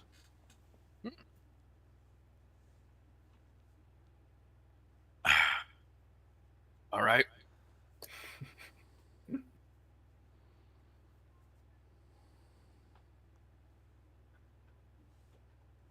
Mad Bear, Yeah. if you want your Chief of Staff to do this, they want the prisoners freed from the POW camp.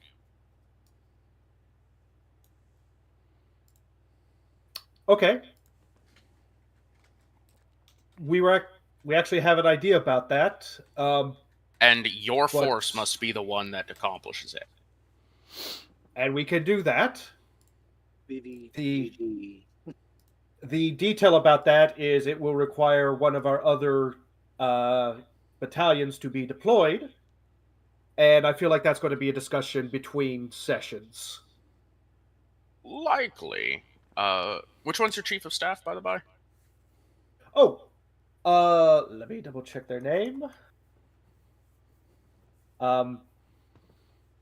Master Sergeant Maxine the Hound Kuhulin. Wonderful. I will put it as a tooltip for when you mouse over them. Okay. Also, for the record, I have Captain Robin the Arrow Hunden,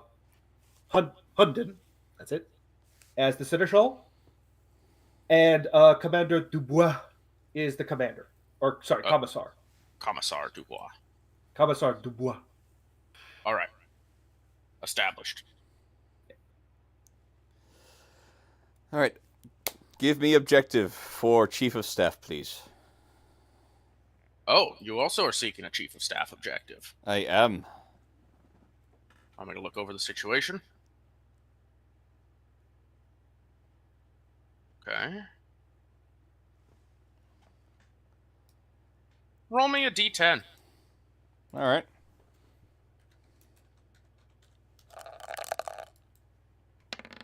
Seven. 7.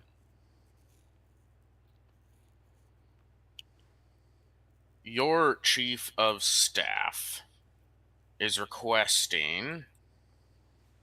what do we call this? 1 second. I need to pull up the note specifically. Look at me making rollable tables, but then using shorthand, so I can't explain it. Mm-hmm.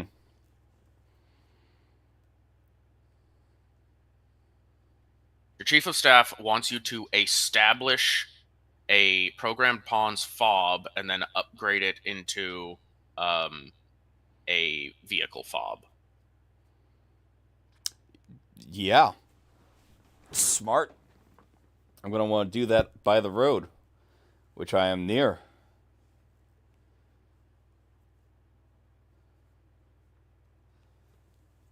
Okay, yeah, Right. that can be done. It has been added to a tooltip that you can see hovering over them. Does anyone else have requests for special operations? I guess it's just Haywire. Haywire, do you need a do you need a secondary objective provided by one of your staff members? Yeah, I'm looking to see what might be worthwhile, but I think I'm good currently. That's fine. Nothing says you ever have to. It's always an optional thing.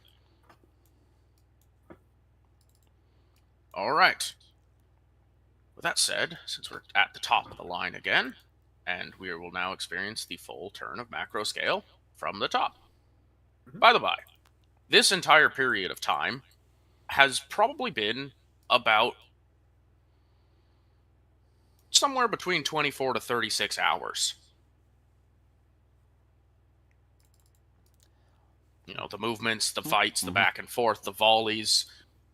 Time keeps on slipping into the future.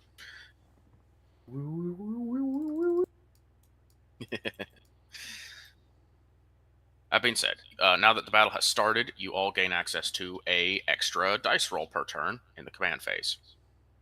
You may choose to roll commerce to request either reinforcements or munition for your force. These supplies will go into your flag, and any unit that is near a fob can receive them.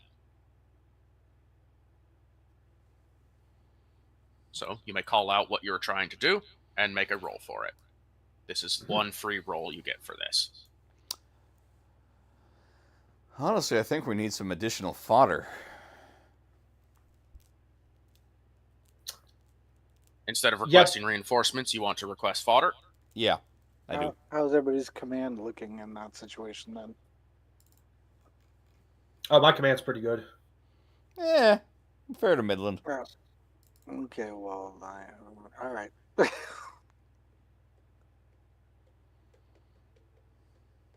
I purposely spec'd into command because I wasn't too sure if it would happen. Fair enough. I'm gonna be real. Yeah. That's why I spec'd into like commerce and tech use. Yeah, I got 3 ticks into it. So it's up to you guys if you guys want me to roll it or if you guys feel confident in it. But oh no, the way I understand it is each of us gets an extra roll for our personal reinforcements, correct? Yes, you Yeah. each do I get thought one more fodder would dice be- roll. yes, but is fodder separate? Like, can we all request fodder? Is that like a thing? Because we do have like the fodder battery thing that I've seen. Yes, you do have the fodder battery, which you can deploy out of. Which we're in a command phase, so deployments can now happen if desired. Yeah. But if you want to refill your fodder reserve, you could opt to not take reinforcements or munitions for yourself and then put ticks towards the additional fodder to fill your battery back up. Yeah, Okay. There's a clock here. Request additional fodder 20%. It's And the 10 clock ticks. will get bigger or more difficult to fill every time you fill it. I see.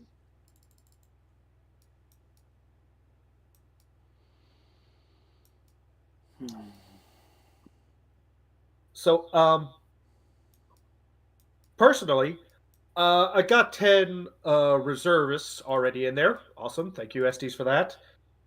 So I'll take an extra roll for ammunition so I can get some banked up. All right. So that's going to be commerce or command. Let me double check. We had a little roll for this, I could have sworn. Perhaps we didn't cover it in this section, though. Bleh. We have a little calculation in which you roll X, multiply it by Y, get bullets. Yes. I think that might still be in programmed. This is important, Or- part of the whole thing, how it works. That's just a quick write-up on munitions.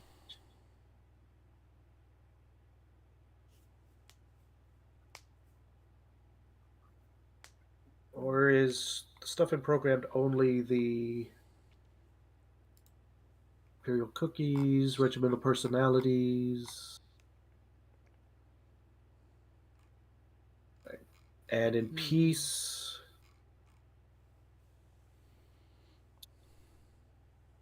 It always happens that we forget something now and again. It looks like this time we forgot the base roll you need to recover munitions.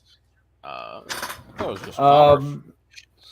It is normally a commerce roll, but we need to also know how much you're getting for each degree of success. A very important thing.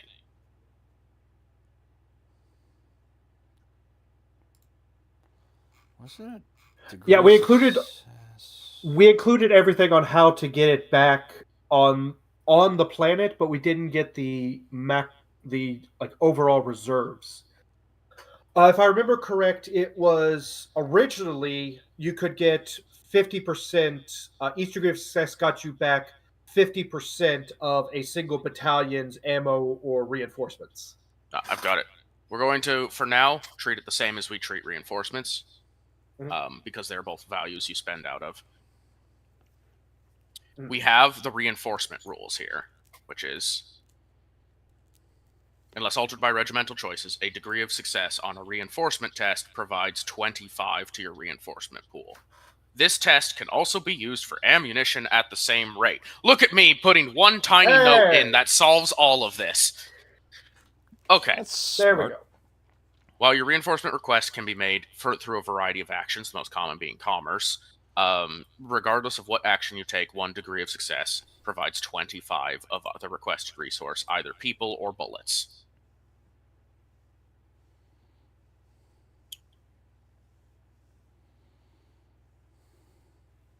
Okay, so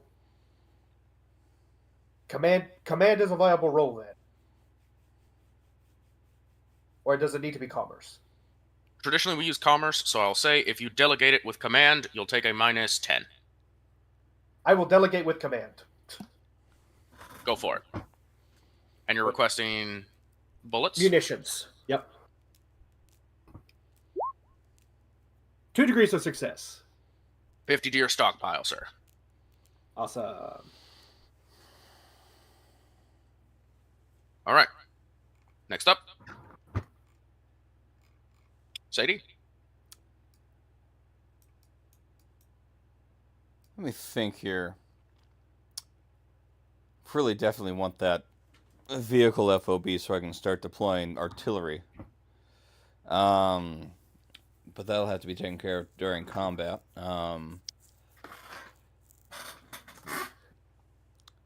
Let's see. What specific... So yeah, I think I'll stick with... Actually, I want to see if I can get some specialized equipment on Q. Namely, I want to see if I can... What specialized equipment do I want, actually? You don't get to use your free roll on that. That's fair. That's fair. Free roll... We're talking about the free roll. Free roll I'll spend on, yeah, fodder. Fodder. Okay. Is that command? You can roll command for it. What else can I roll for? Because you will be arguing with your higher-ups that I need more men. Send dudes. Ah, yes. Yeah, we'll stick with command for this. That's fine. You just started! What do you mean you need more men? Just reinforcements coming. What do you mean? All right. So yeah, Someone's got to build the fob. Cheap labor. On that note, Haywire, welcome back. Do you want to request? Do you want to request men, bullets, or more fodder? So men being battalion? Yeah.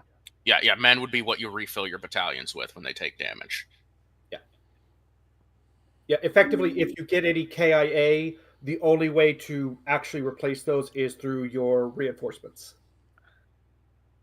Okay, so I couldn't call down like a separate battalion. Is that what we're saying? That'll be a separate thing. This is just a request to refill lost supplies is your first thing. Step 1 of the turn.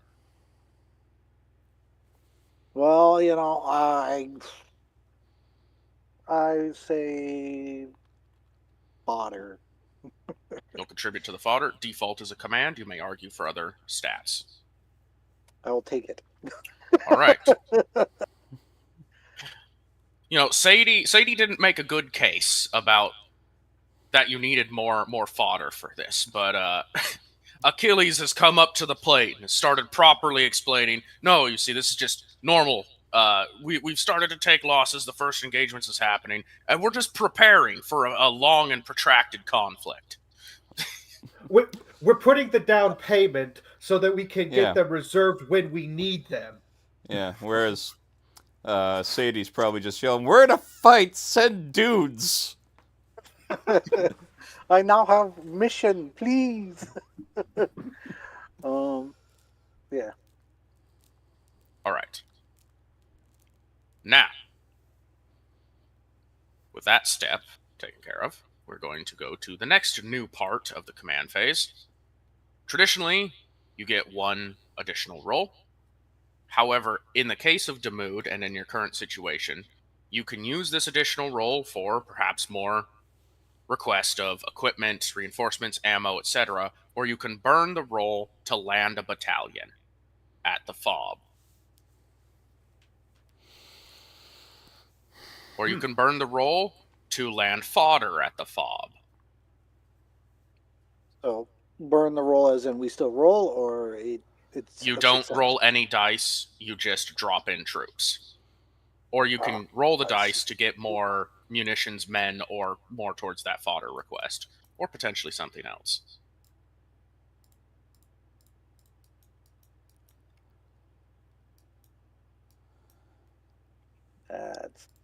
That is some tasty lamb chops you put on the table.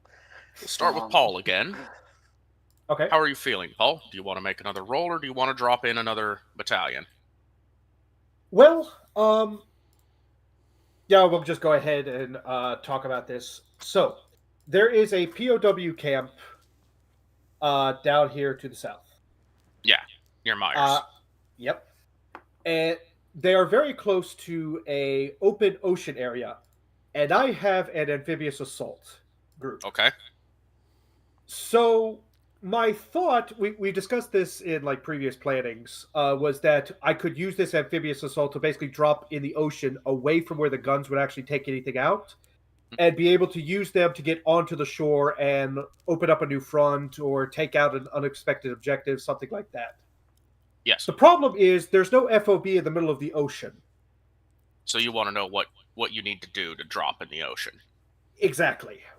Is that a role? Is that something separate we need to like discuss? All right. This is going to be fun. This is going to be fun. All right. Step one. Okay. How dangerous do you want to be? How quick do you want to rush this?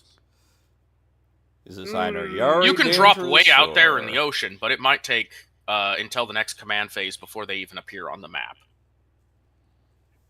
How risky do you want to play, Paul? I want to know if I can piggyback on Paul's idea with the amphibious unit. Potentially. That's also a question of risk. If he takes another unit with him, it will increase the risk quotient.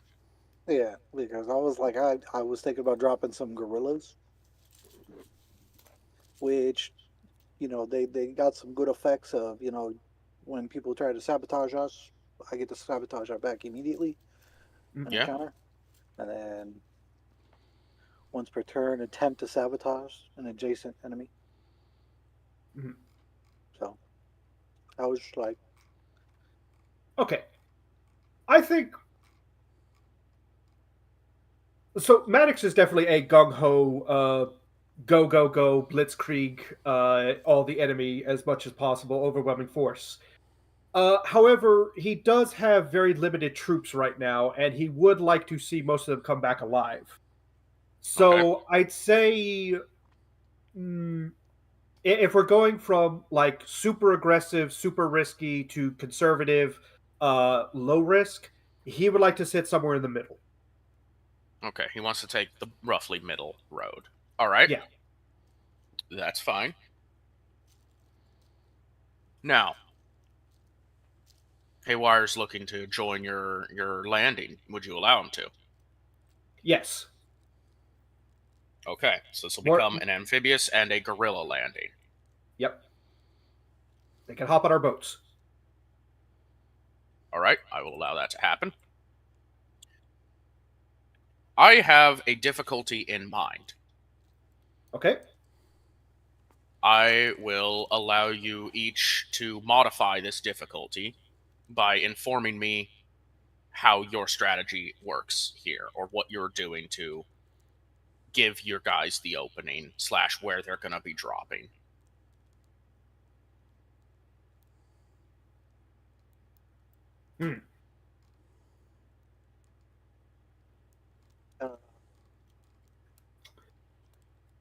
Okay, well, the first part is, I think it's pretty well established.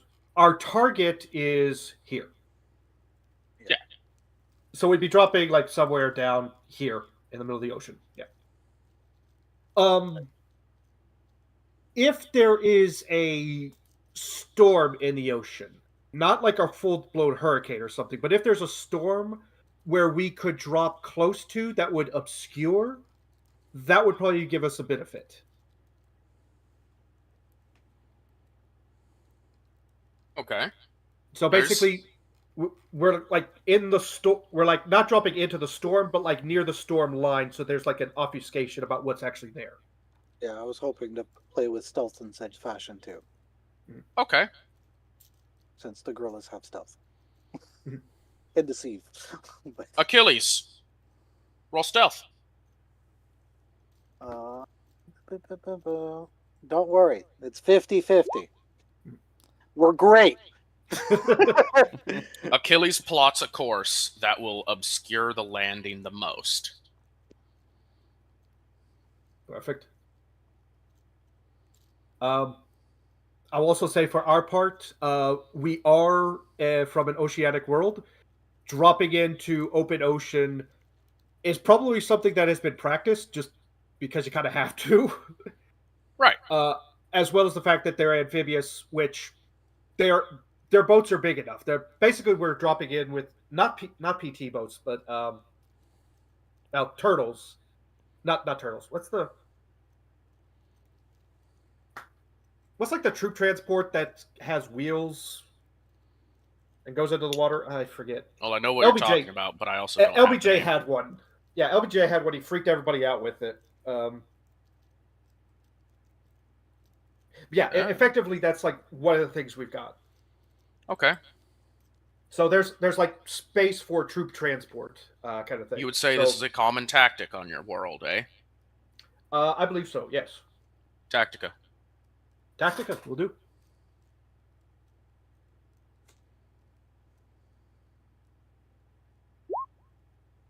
I am spinning a fate. Okay. 1 Good degree of use. success. Good use. As a note, we are now in another command phase. If you have spent fate, you recover 1 point of fate. Oh, sweet. Nice. So I went from. I'm 3 to basically 2. saying that for as long as we play, commanders recover 1 point of fate per command phase. That will be the established for how it works on Taboo. I used one, so then it would be 2 to 3, right? And then how many have you used prior to what we just did, Paul? So I used one in the last command phase. So I went down to 2, and then now it's a new command phase, so I back up to 3. So now I'm back to 2. Okay. I just want to make sure we use fate to make sure this is successful, or we have. Yeah. Okay. Given your degrees of success, I'm going to give you a luck roll, a target number, and then depending on how well you do that, I may offer additional rolls. Okay. I will take the luck roll then. Okay. What is target? Your target is 60.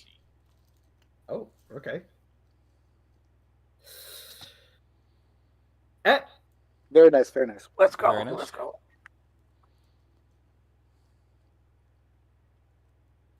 Okay. With that, I'm going to offer. Would you like to make a command roll, Mad Bear? Yes. This command roll will have consequences, good or bad. Okay. They will be roughly equal. I believe so anyway, but they will not be small. Mm-hmm. You're okay taking this roll? Yes. I still have fate. Okay. In fact, screw it. I'm going to spend a fate to give me a plus 20. Mm-hmm. All right. Roll it.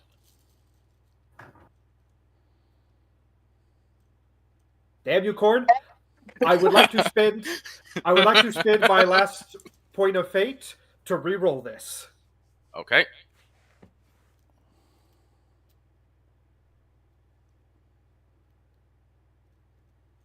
I defy Goodness. you, Corn. All right. Didn't even like you on the cob anyway. Let's see. You're doing the 18th amphibious. Is that what that says? 15th Yes. amphibious? 15th 15. amphibious. Yeah. And which gorilla was opted? That's the 4th gorilla. It looks to me they're the only gorilla unit. Okay.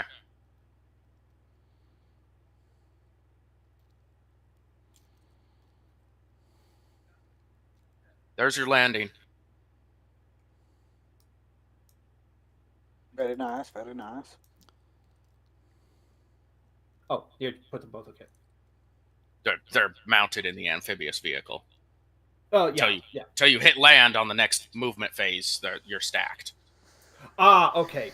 This is temporary before. Got it. Yeah. Mm-hmm. What happens is a beautiful, tactically sound, coordinated assault. You load the troops in, you rock them out. This is a special operation right now. A joint operation between the Inclusions and the Machoan. I would like you both to also roll Fellowship to see if that influences your regiment's care for one another. No, can I use fate on that? I'll let you. Yeah, I'm fine with letting you do that. Paul got low. I should. Okay, that's better. I guess. Fucking Okay, tough. it's not a crit fail. It's not a crit Yeah. fail, right?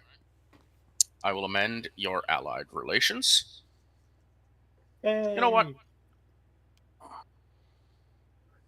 Sure, I'll give you the 3 points. You gain 3 Okay. points of relation. This puts your cohesion level at 55. Nice. Okay, so what happens? What happened? How did this happen? The Machoan plot the route. It's following in, the doldrums, the storm. Already going to be tough to pick up. The enemy emplacement in the Hive City is already being harried. They're under attack. It's keeping an eye out. Their operators obviously aren't directly under attack yet, so they're trying to keep an eye out for Imperial transports. Mad Bear, he's watching. Literally, he's watching. The propaganda team has eyes on his guys, and his guys can see the gun rising out of the center of the city. And it's sweeping back and forth, back and forth. And the landing comes in, and they reach their normal landing target zone, where it should be perfectly safe.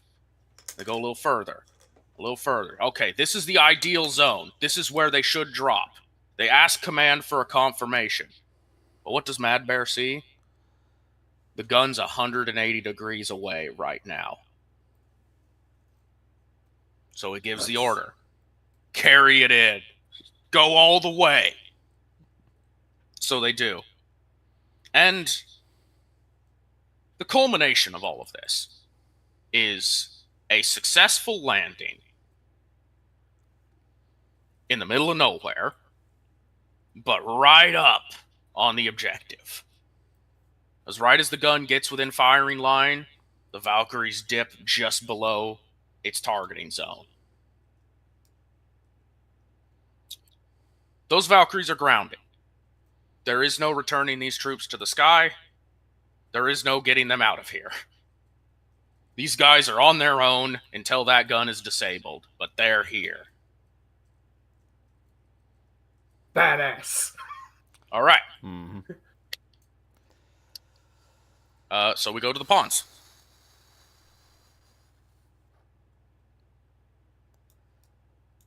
Now, this will be a question for the group. Do we want artillery to start coming in, or do we want another mechanized infantry force to support? Ooh.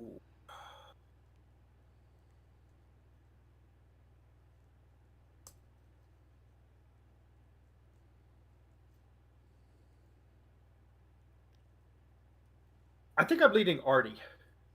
Okay. Very much same. All right, let's send in Bombard. All right. Dropping in. Bah. There you go. Thank you. And I will make sure that his name is going to be on here and showing. Yes, that is very beneficial to the GM to be able to tell what you're talking about. Okay. All right. That is your landings phase. You've opted to put that stuff in. Mhm. I'm going to ask the question to the players. Do you want the SDs to land either of their battalions in at this time? Let's Or would see you what- rather the SDs use the landing for more fodder to be dropped in? Are we talking drug boys, or are we talking like mobile cover? Like what are we talking? The two SD battalions still in the sky is the battalion that is the Tyrannid group, the Gene Stealer group, and the battalion that is Respectus. You know, let's confuse the enemies. Let's get the Gene Stealers in. Yeah, Gonna vote for and, Gene Stealing? anybody They're who land technically a guerrilla gets Gene Steal. battalion. Technically Okay. a guerrilla battalion. Yes, they're considered a guerrilla battalion. That could be very useful, actually. I concur. Just let the Gene Stealers confuse and take what they want, and we'll let Alright. them not Gene steal us. They're on the scene. Metapixia Auxilia has landed. All right, now we're going back into familiar territory. You each have 3 rolls. We're going to cycle through kind of like how we did before. You can, instead of contributing to a clock, you can ask to create a new clock as you see fit. And I will also let you burn rolls to do like more landings and things. However, the amount you request to land will burn more of your rolls per. That makes sense? Mm-hmm. Mhm. All right. This is just to represent the capacity for your commanders to understand and go through the war as it is. All right. We're going to start at the top with the Machoan. War's going good so far, Colonel Achilles. Yeah, you're looking real nice.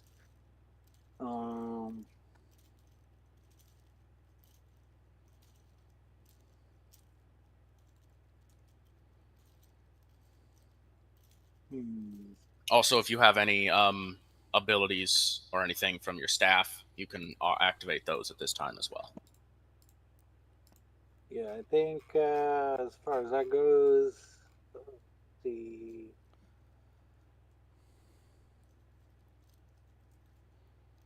Acolyte, I want to activate that active ability, which uncovers hidden enemy clock. Two command phase cooldown. Okay. I'll put a little cooldown chit on them. And which clock do you want to uncover?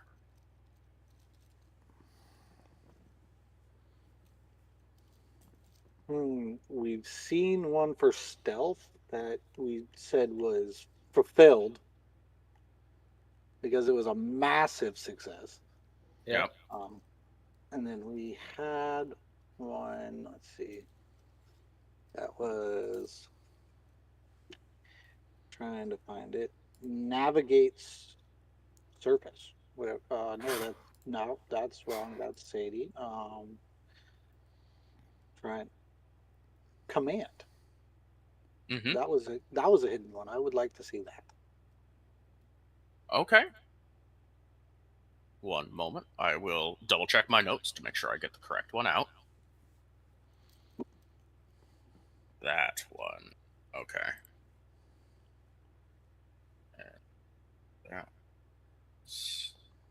Okay. Let me make sure I get the correct size clock. This will take one moment, but obviously you'll get to see the story before you. Mhm.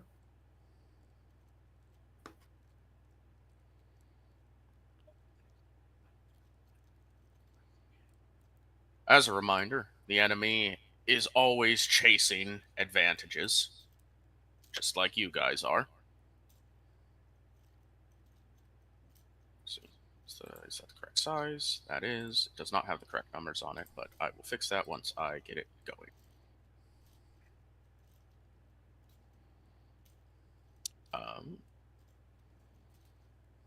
Wrong color, though.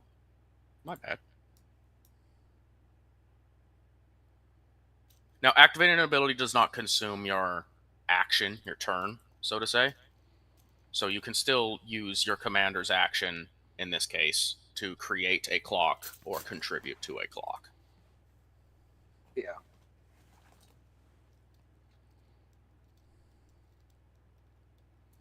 Vanished. It's back. Oh, it's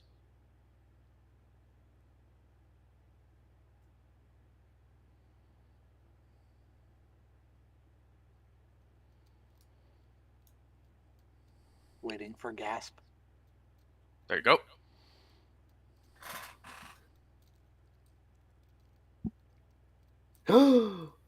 I see.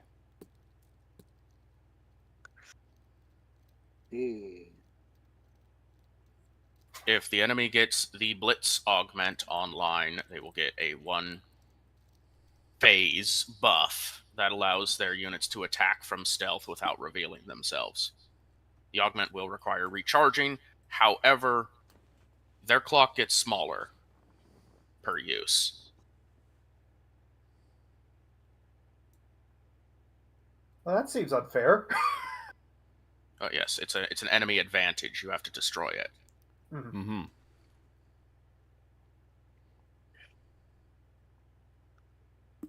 So now we just need to figure out how to, take care of that. Got it. Yeah. Yep. Yes, there will be a physical thing on the map that can be discovered, but you can also create your own clock, now that you know its existence, to try and disrupt it, slow it, attack it, or destroy it. The size of the clock different depending on what you want to do. Haywire, it's still your call if you want to create a clock of some kind or contribute to one, and then we'll go to the inclusions. The high value target is the Black Rose, but that right there is via. Oh, man. The blueprint. Oh, it's okay. It's okay. It's okay. We got time.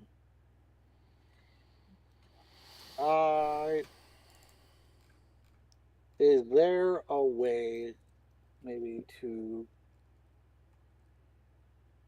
let's see, because we had a clock for securing comms, right?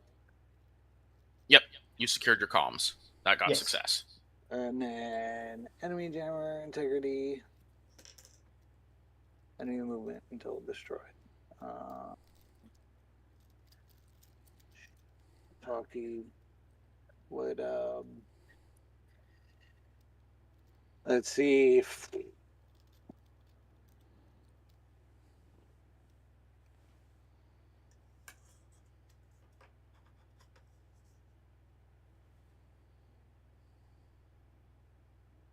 maybe making a damn, this is tough because I had this planned out and now I'm like, uh-oh.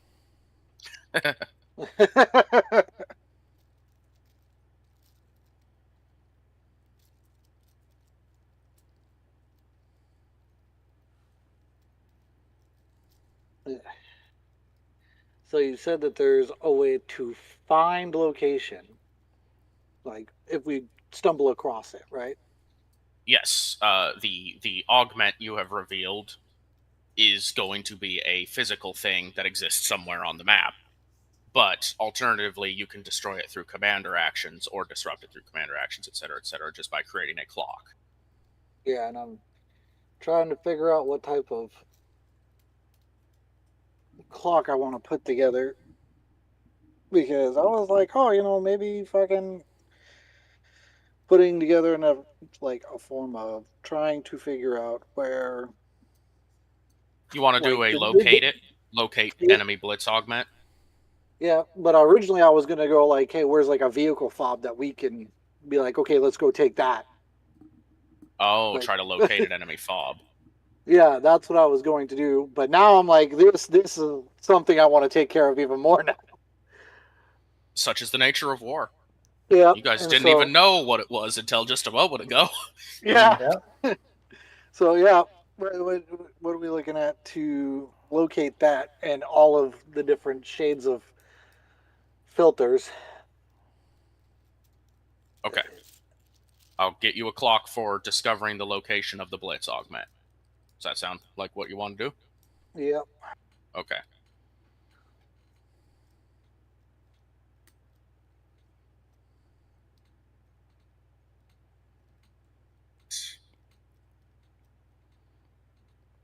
This one.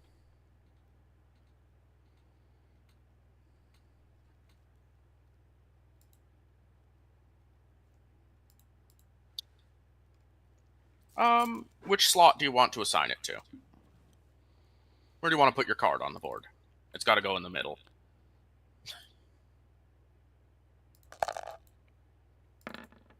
Okay, so you said what?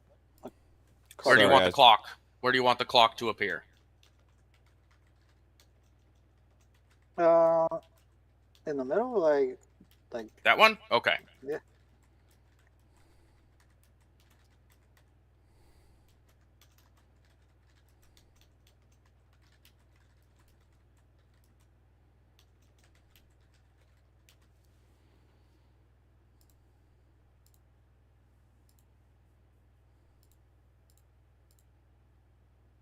Don't worry about that one. Mr. Nunn, the time has passed. Oh, okay. Okay, there you go. The clock exists. I'll count as your first contribution. Mad Bear. All right. Let's see. Still like to get those weather reports, but that's coming out some slow progress. Discovering this blitz augment would probably be real good. But I think, you know what? Mad Bear has been inspired by the success of the amphibious landing group. So the prepare infiltration group clock, he would like to work on that. Specifically, he would like to go around to some of the troops, especially those that are in the combined companies, and try to figure out who would be best suited for this infiltration group. So I'd like to use charm for that. I'll allow it. All right, 50-50 And we'll shot. call it flat. Yep, With 50-50 shot. potential bonus. 2 degrees of success. Okay. So after the hype that was seeing his troops take out a whole bunch of enemy battalions, and then seeing his troops able to land in a masterfully brilliant tactical amphibious assault in conjunction with the Machoans, when he gets off time, he's going to go around. He's feeling himself, so he's going to go to the bar with the actual troopers and be like, "Hey, I'm putting together a team. You in?" Okay. You only get 2 pips. But 2 pips is 2 pips. Yep. My eyebrow is raised. Well, you said you were going around talking to the combined company asking for advice and who would be the best for infiltration and stealth. So obviously I figured the person who he would run into that would be more than confident to give advice about stealth and infiltration would be Ajax the Lesser. Unfortunately, he was too stealthy. He was over here naturally. whispering, "Excuse me." I'm going to inform you all, by the way, the weather has worsened. Mm-hmm. Lark. The downpour has become a thunderstorm. This will affect stuff in the movement and combat phases, mostly the movement phase. And I'll inform you when we get there. But just know the weather has gotten worse. Pawns. Okay, roads would have been great and all. This blitz augment would be interesting. However, that black rose is a thorn in my side right now. So I'm gonna All right. find him.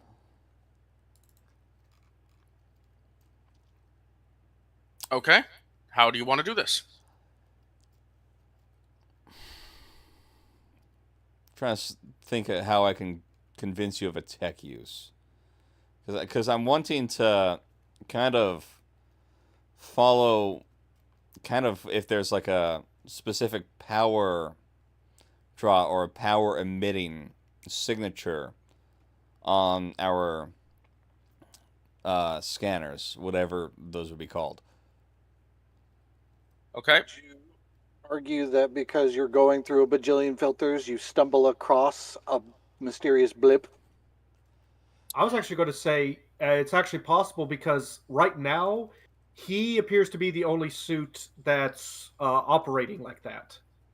Simple concept. Do you have security?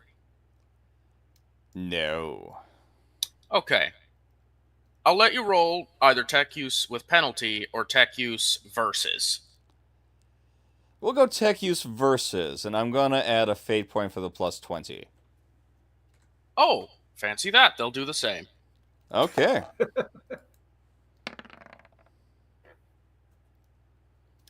4 degrees of success. You are better 48? at this than them, but they're going to try.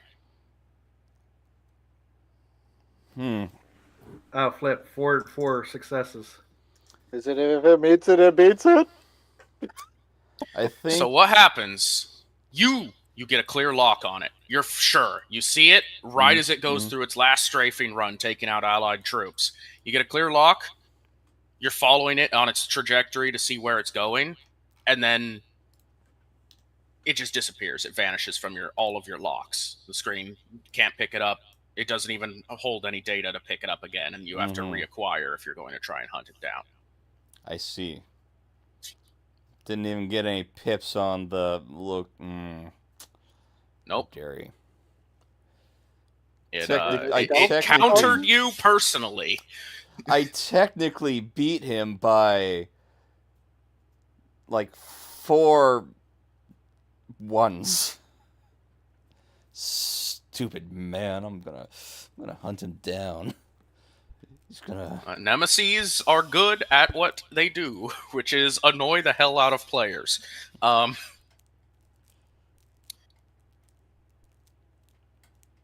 this time, we get to the Estes.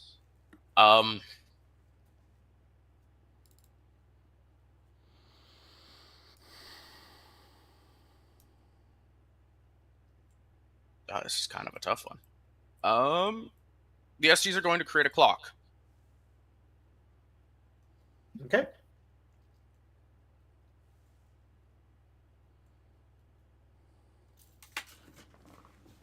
Call this a 5-tick clock. This seems like something that they could help with potentially, which means they won't be rolling towards it, but the clock will exist.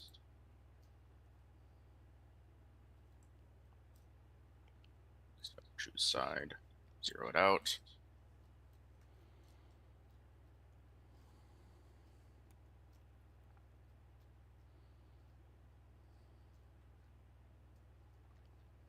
Okay, clock exists. Additional enemy check. Mm-hmm. All right, good one. We're going to try and aid in pinpointing the location of another enemy jammer, because the more of those you take out, the easier your entire life is going to be. True. Mm-hmm. Enemy commanders. Damn.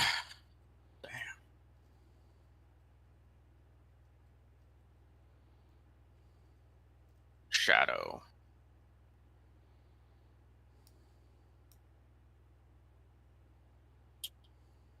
Check what this is.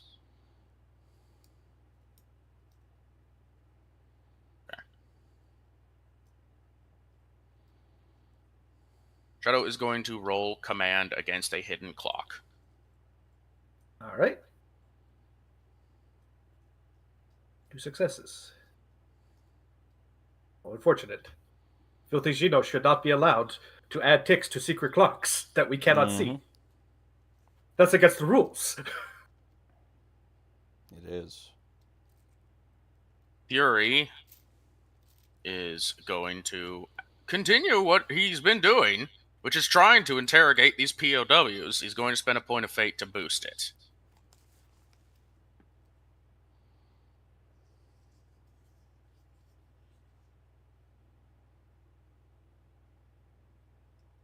Damn it!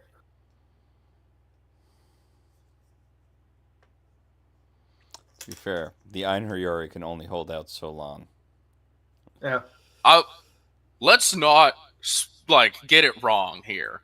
The guardsmen that this commander has been interrogating have held out for at minimum 36 hours of interrogation and torture. Mm-hmm.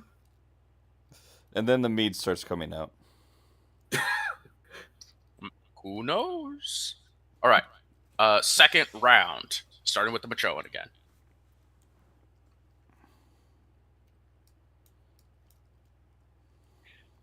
All right, what are we looking for? Discover Blitz, because somebody's got to do it. Oh, this is rough. Okay. Simple ones. You've got Tactica to figure out just where they logically would have placed it. Tech use to try and track down what in their network, or security also from tech use, what in their network is going to give them this boost. Navigate surface because it is a fixed location. Yes, navigate surface because it's a fixed location. That would be a good one as well. Birdie for how dare you? Okay.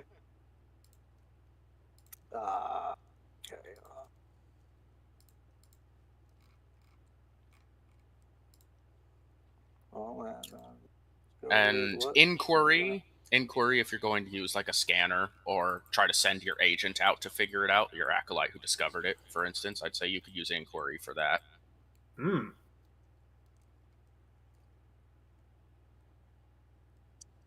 Best stat go. Yeah. If I were to have some super powerful device that made my troops better, where would I place it? Yeah. Similar to your other pinning down the location of something clock from before, I'm going to give you a hint for getting halfway through the clock instantly. Congratulations. It is not anywhere in the northern half of the map. Oh, thank Jeebus. Oh, my. Ugh. That was big fear that, Achilles was sitting on, was just like, we just need to hope.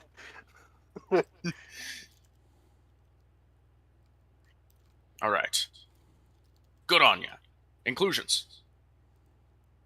All right. Well, he sees Achilles is working on something, so he's going to try to help and throw in his 2 cents with also with a Tactica. All right. You see, clearly, it's here.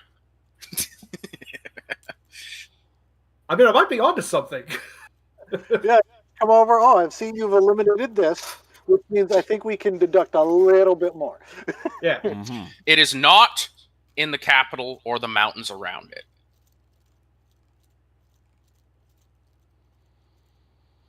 Mm-hmm. That's what you've gotten out of that. Pawns. Okay. I'm seeing my allied colonels working on this. That's beside the point. We're preparing for a siege. Mm-hmm. What would be considered, first of all, what would be considered the bunker buster for artillery shells in 40K? What is our bunker buster? Oh, shoot. You really want to, like... I want to blow up a Sadie, wall. what would you like to request? Fat man. Mm-hmm. Yeah. Just let me blow up a wall with a shell. That's what I want. I mean, you can kind of already do that. You just gotta land enough hits on the wall. More. Yeah, but it's a one-shot. It's a one-shot challenge. That's the problem. Exactly. If I can blow up a wall immediately, we're in. Yeah, consumption of ammo. What is the blast radius? Hold on. Hold on, because we got troops on that wall. Like, if you hit maybe here, big safe. You know? Yeah, my artillery's right here. So, Yeah, Okay. 6, 1, 2, 3, 4. You're going to be looking at a commerce Five? roll. yeah, I kind of figured 5 that. times 6 is 30 Um, miles. What's And your I- commerce at right now? I have 4 ticks in it. Number? 67. So close to being 67. nice. Yeah, very close, very close. Here's what it's going to be. You're going to take a minus 20 to this Okay, roll. sure. However, you have to ace the roll. You need more than 3 degrees of success. Okay. Otherwise, you are denied, and you don't gain any progress towards getting it either. Okay. It's not a clock. You have to get 3 degrees of success in one roll. In which case, I'll give a special effect to your unit, and it will cost a bunch of ammo to do it, but you'll be able to.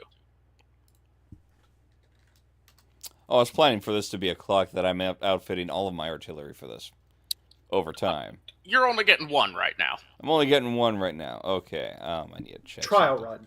run. Yeah, trial run, prove it's effective. You can request more for the rest of your units. Okay, we have fate use reminders. Okay. Okay. I will be using my last fate points. You know what? No. I'm going to use a point of fatigue to negate the minus 20. Okay. And then I'm going to use my last fate point to give me a plus 20. Okay. Success. Target. 66 too. Oh my god. So, on your regimental sheet for the bombard unit, does it have equipment slots? It has 1 slot. Good. Yeah. All right. It now gets an item in that slot. Wall breaker. Let's call it simply. And as a note, it costs 80 ammo to fire. Holy shit. However, Good to it know. will break open 1 tile's defenses instantly. Perfect. That is 6 miles of fucking wall? Jesus. These are powerful. Yes. This is a single shot that effectively drains all of the ammo of a unit, but takes down 6 miles worth of wall. Oh, don't worry. This is chump change for the pawns. I think I've told you about the cesium shells. Yeah. You You see that hill over there? Arrington I don't want 2.0. to. Yeah. Right. You see that city over there? I don't want to. It's not a city anymore. It's flat as a pancake and irradiated. We'll send our troops in to clean up afterwards. We have a suggestion from a viewer, the Colossus it. Bombard. That's the one. Yeah. Thank you. The Colossus Bombard.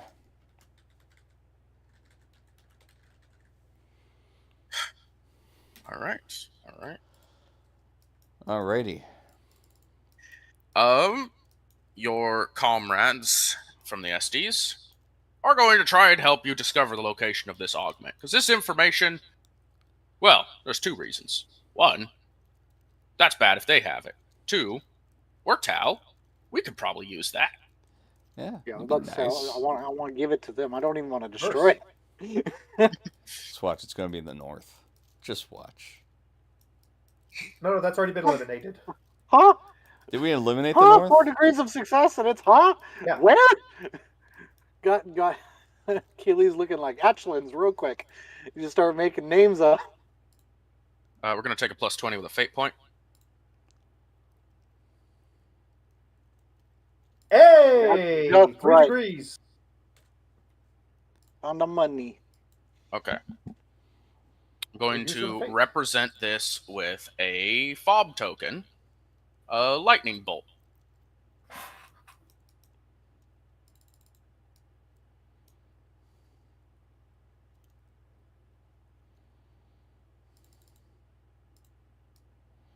Let's see. You will have pinpointed its location as...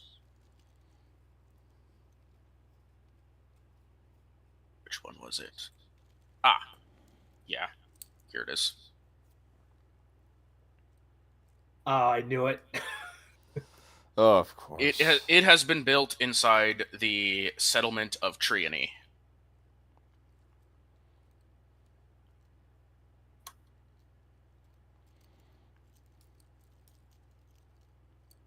It'll take us a while to get there, and there's a gun, so if we take out this gun, it doesn't matter because it's on the west side. Yeah, if we're looking at that, they're gonna be, and it gets shorter time. Like they're gonna. Ooh, that is tough. Yeah. That is like it no longer matters tough, almost. Now, they still have to fill the clock out. They still have to spend actions to do that. But yes, it is a dangerous tool that, if they have units in stealth, they get to attack and then re-enter stealth without revealing themselves. It's especially boosted by the fact that enemy jammer strength is so high, because the jammers are giving them the stealth feature. Mm-hmm. All right. Congratulations. Enemy's turn to contribute to their war effort.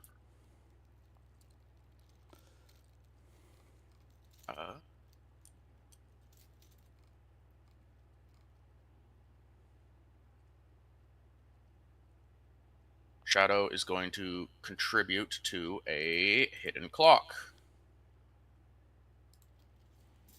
They are going to use Fate to boost it.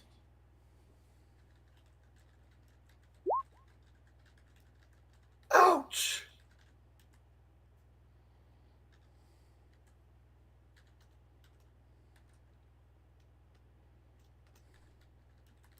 And Fury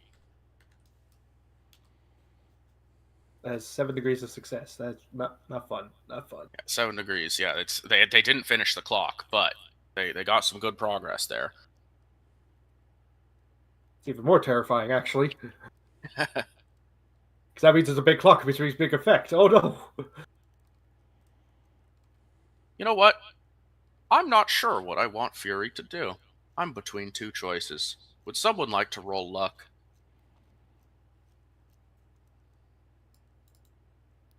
Sure. Oh, not too late. Okay. 41. What is the more favorable one for you guys, probably? He's going to keep his interrogation going.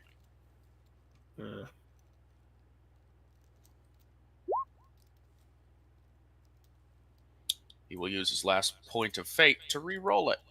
No! Yes! Just hold on for hold on this turn! We'll get to you! It's real close, isn't it?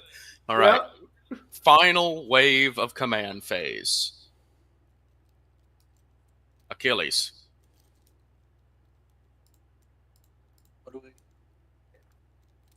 Can I use Tactica to locate enemy jammer? I'd say so, yes. All right. Nice and simple. Oh, damn. Thank you, and I will have it. I will have 6 degrees of success, autofill clock. I will reveal an enemy jammer.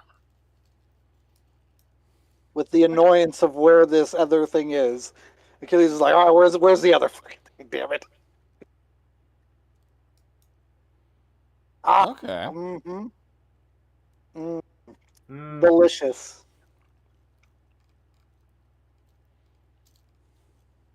It's only a hop and a skip, right? It's not that far out, is it? There's probably safer ones I could have revealed that wouldn't feel as annoying, but just given a moment, I feel like that was a good one to reveal. Your eyes have been over there lately, maybe you picked it up on the way back. Yeah. I imagine this is one of those scenarios also where an inclusion will look at that and go like, nah, that's not that far. It's only 30 hours away. That's nothing. Kind of like how everyone in Texas, you don't measure anything in miles. You measure it in time. Yeah. That's only 3 hours away. Yeah, that's nothing. That's a day trip.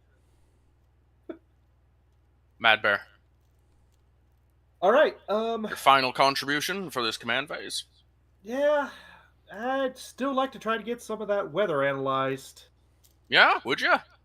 Yeah, I'd like to get something done on it. Would awareness perhaps be something? Awareness -10. Uh, might as well roll logic at that point. All right, we're gonna try commanding again. Okay. So minus, God damn it! Figure it out! We need to know this! What's your deficiency?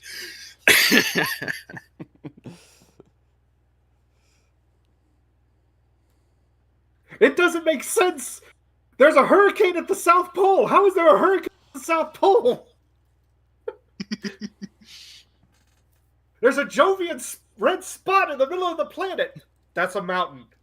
What's a mountain? Oh no. The next person to get this wrong is just getting tossed out. Maybe they'll succeed on that one. Just start intimidating. Oh yeah, intimidation. God damn. Pawns. Sadie. I see my friend struggling with the weather.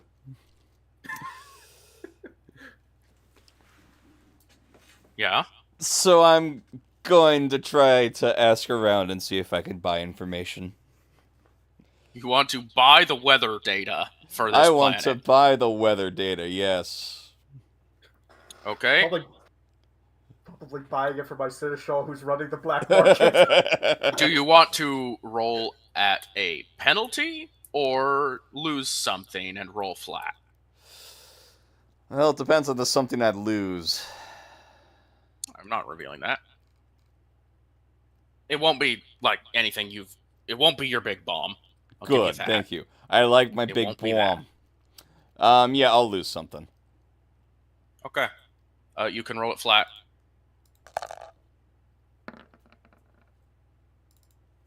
Well, there's actual progress. Okay. You owe somebody 100 ammo. 100 ammo. Yeah. Congratulations, Wedge. You don't have ammo. I'll get you ammo later. You immediately tithed it from one of your battalions? Yep. It's gone from Okay. It's gone from Wedge. He's not even deployed, so he's fine. I'll I get was him just ammo going to have later. it be negative 100 in your reserve, but alright, that battalion just got stripped of their gear. You could have done this on a payment plan. Yeah, don't worry, we accept down payments. 90 days, same as cash. Here. Where'd you get that from? You don't need to know. I'm almost tempted to say he should get a discount just for paying everything up front. Haywire, Paul, roll luck. All right. Go again. I Okay, want to let's be see. more than friends. Let's go. So high. Okay. The SDs get 50 of that ammo. And the Machoan get 30. Your inclusions get 20.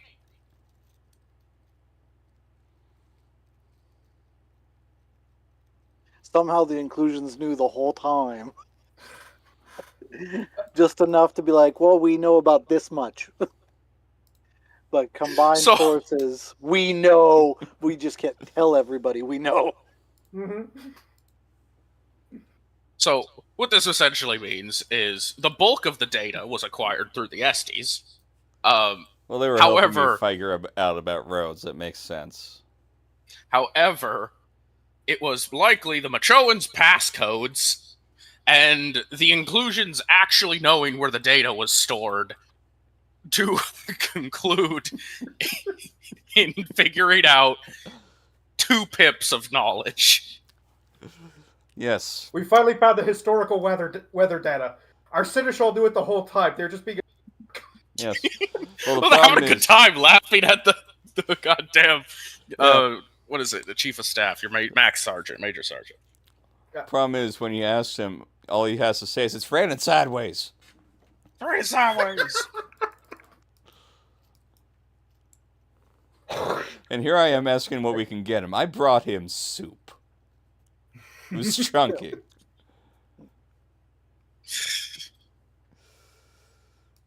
Okay. The SDs.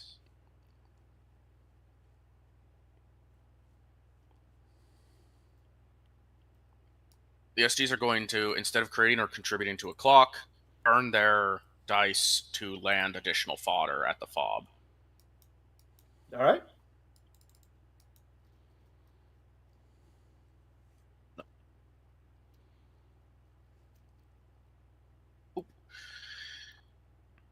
And where's a healthy fodder token? That's a healthy fodder token.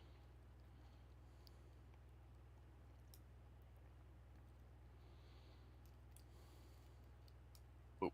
What?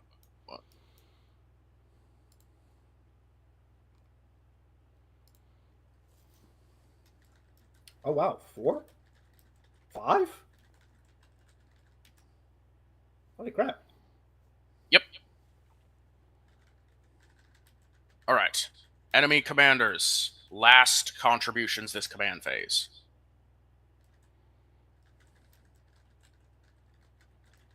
See, I know I'm not very good at the analyzation of weather.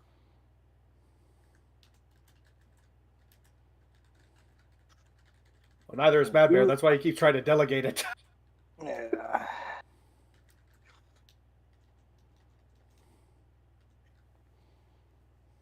Oh. Damn. I'm so conflicted. I want to do something so bad, but I'd feel mean. Nah, I'm gonna go with the original plan. Shadow is going to roll command to contribute to a clock you do not know about. Stop rolling well. Shadow is the MVP of the enemy force right now. Man's is like, oh, I'm not rolling too well on the micro. My The commanders are good. The soldiers are not. Okay. Ugh. And Okay. Black Rose cheats. Well, yeah. Shadow finishes the clock they were rolling on. Fury, it's their last chance too. They're gonna try and interrogate. Hold out! Hold out! You can do it! Believe in the Emperor! Damn it! They gave you too much meat. You knew it. Open up your lips. They unfortunately will have broken an amount of the captives. They will get a benefit out of this. However, that does not mean the captives are dead, and I'll even give you a bonus. Thanks to whatever spy masters you have access to, allied players, this enemy leader is, at least at this moment, at that POW camp.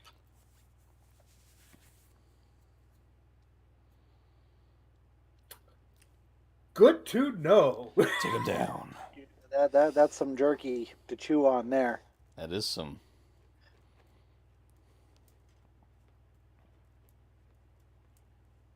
And that will be the conclusion of the command phase.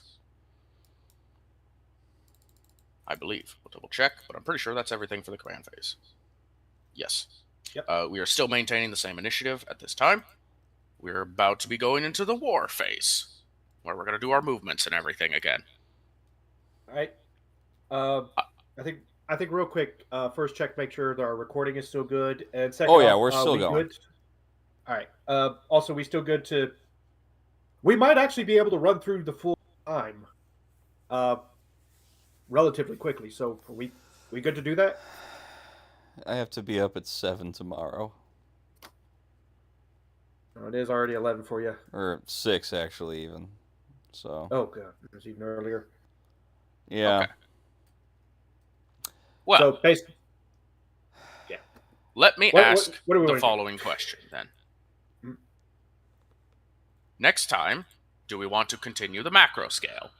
Yes. Okay, because I was going to offer, there's three options now. The next micro scale operation could have been raiding the POW camp, but it looks like you guys had an awesome thing and you won't need to call in the combined company for that one. However, we could call in Additionally, the combined company to capture the leader. potentially, the combined company could be on a capture the fleeing leader mission. They could Yeah. be on a attack the enemy comms on that island, the enemy jammer on that island mission. Or, Uh-huh. for the riskiest play of them all, you could technically be sending them towards that blitz augment. Mm-hmm. I am no longer Ooh. concerned over the blitz augment, though. I'm gonna be real. But fair enough. Like, I know it sucks, but we are talking about having to establish mini a fob or something. That way, materials aren't fed through like candy. This is true. It's far away. Takes a lot of resources. Honestly, personally, taking out enemy comms, as soon as we take the city, we're already taking out one comm, as Yeah. well as a gun. So I don't think we necessarily need to send specialist forces in to take that out just yet. We could Okay. save that for later. So I think that one is a negative. Taking out the blitz would be pretty good because that's a massive advantage that they're going to have. But yeah, there's a lot of like, how the heck do we get our people back out from there?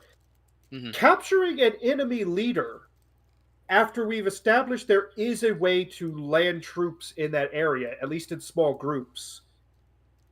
That would be huge to capture or eliminate one of the two known leaders.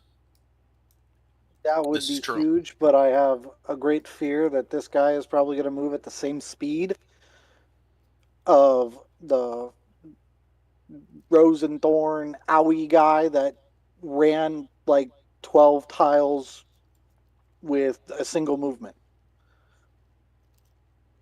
The enemy leadership, especially high ranking, and in this case the colonels, you would be fighting a colonel level enemy with all the bells and whistles attached. You can potentially take the opportunity to do so. It's your guys' call, honestly. I'm not going to, you guys are both the colonels and the boots on the ground. If you guys wanted to say, let's try to kill the boss, let's try to do it now, I'll let you guys declare that the next mission. Either way, I think we'll continue with the macro session next time, and we'll at least play out the various events of conflict. And, if you guys do want to ambush the leader, I'll put a little marker on the map of where you deploy units to try and do that. However, in playing out more macro session stuff, you guys could then also discover potentially other targets for what your next boots on the ground mission is. In this essence, while I create all of the potential targets, you guys still are choosing where the boots go and where your story takes you as heroes of the crusade. So think on it, discuss it, say it in the group chat. You got a week at least. You don't have to say anything tonight. But with that being said, Mr. Nunn's got an early day. We have, I think, it's safe to say this experiment was a decent success. Our macro scale is way more efficient than it's ever been, and we even got to have little RP moments. We got to have little back and forths, a couple of fun things here and there. I think our macro scale is good, and we'll only refine it and make it better over time. All right. Well, I suppose that will essentially conclude our session. There's still more story to tell here for the War for Demood. Our troops are just getting started, and our colonels are just starting to get their foothold. We'll see you next time. And if anyone who is still here watching us, thank you for helping us tip the scales. And happy Easter.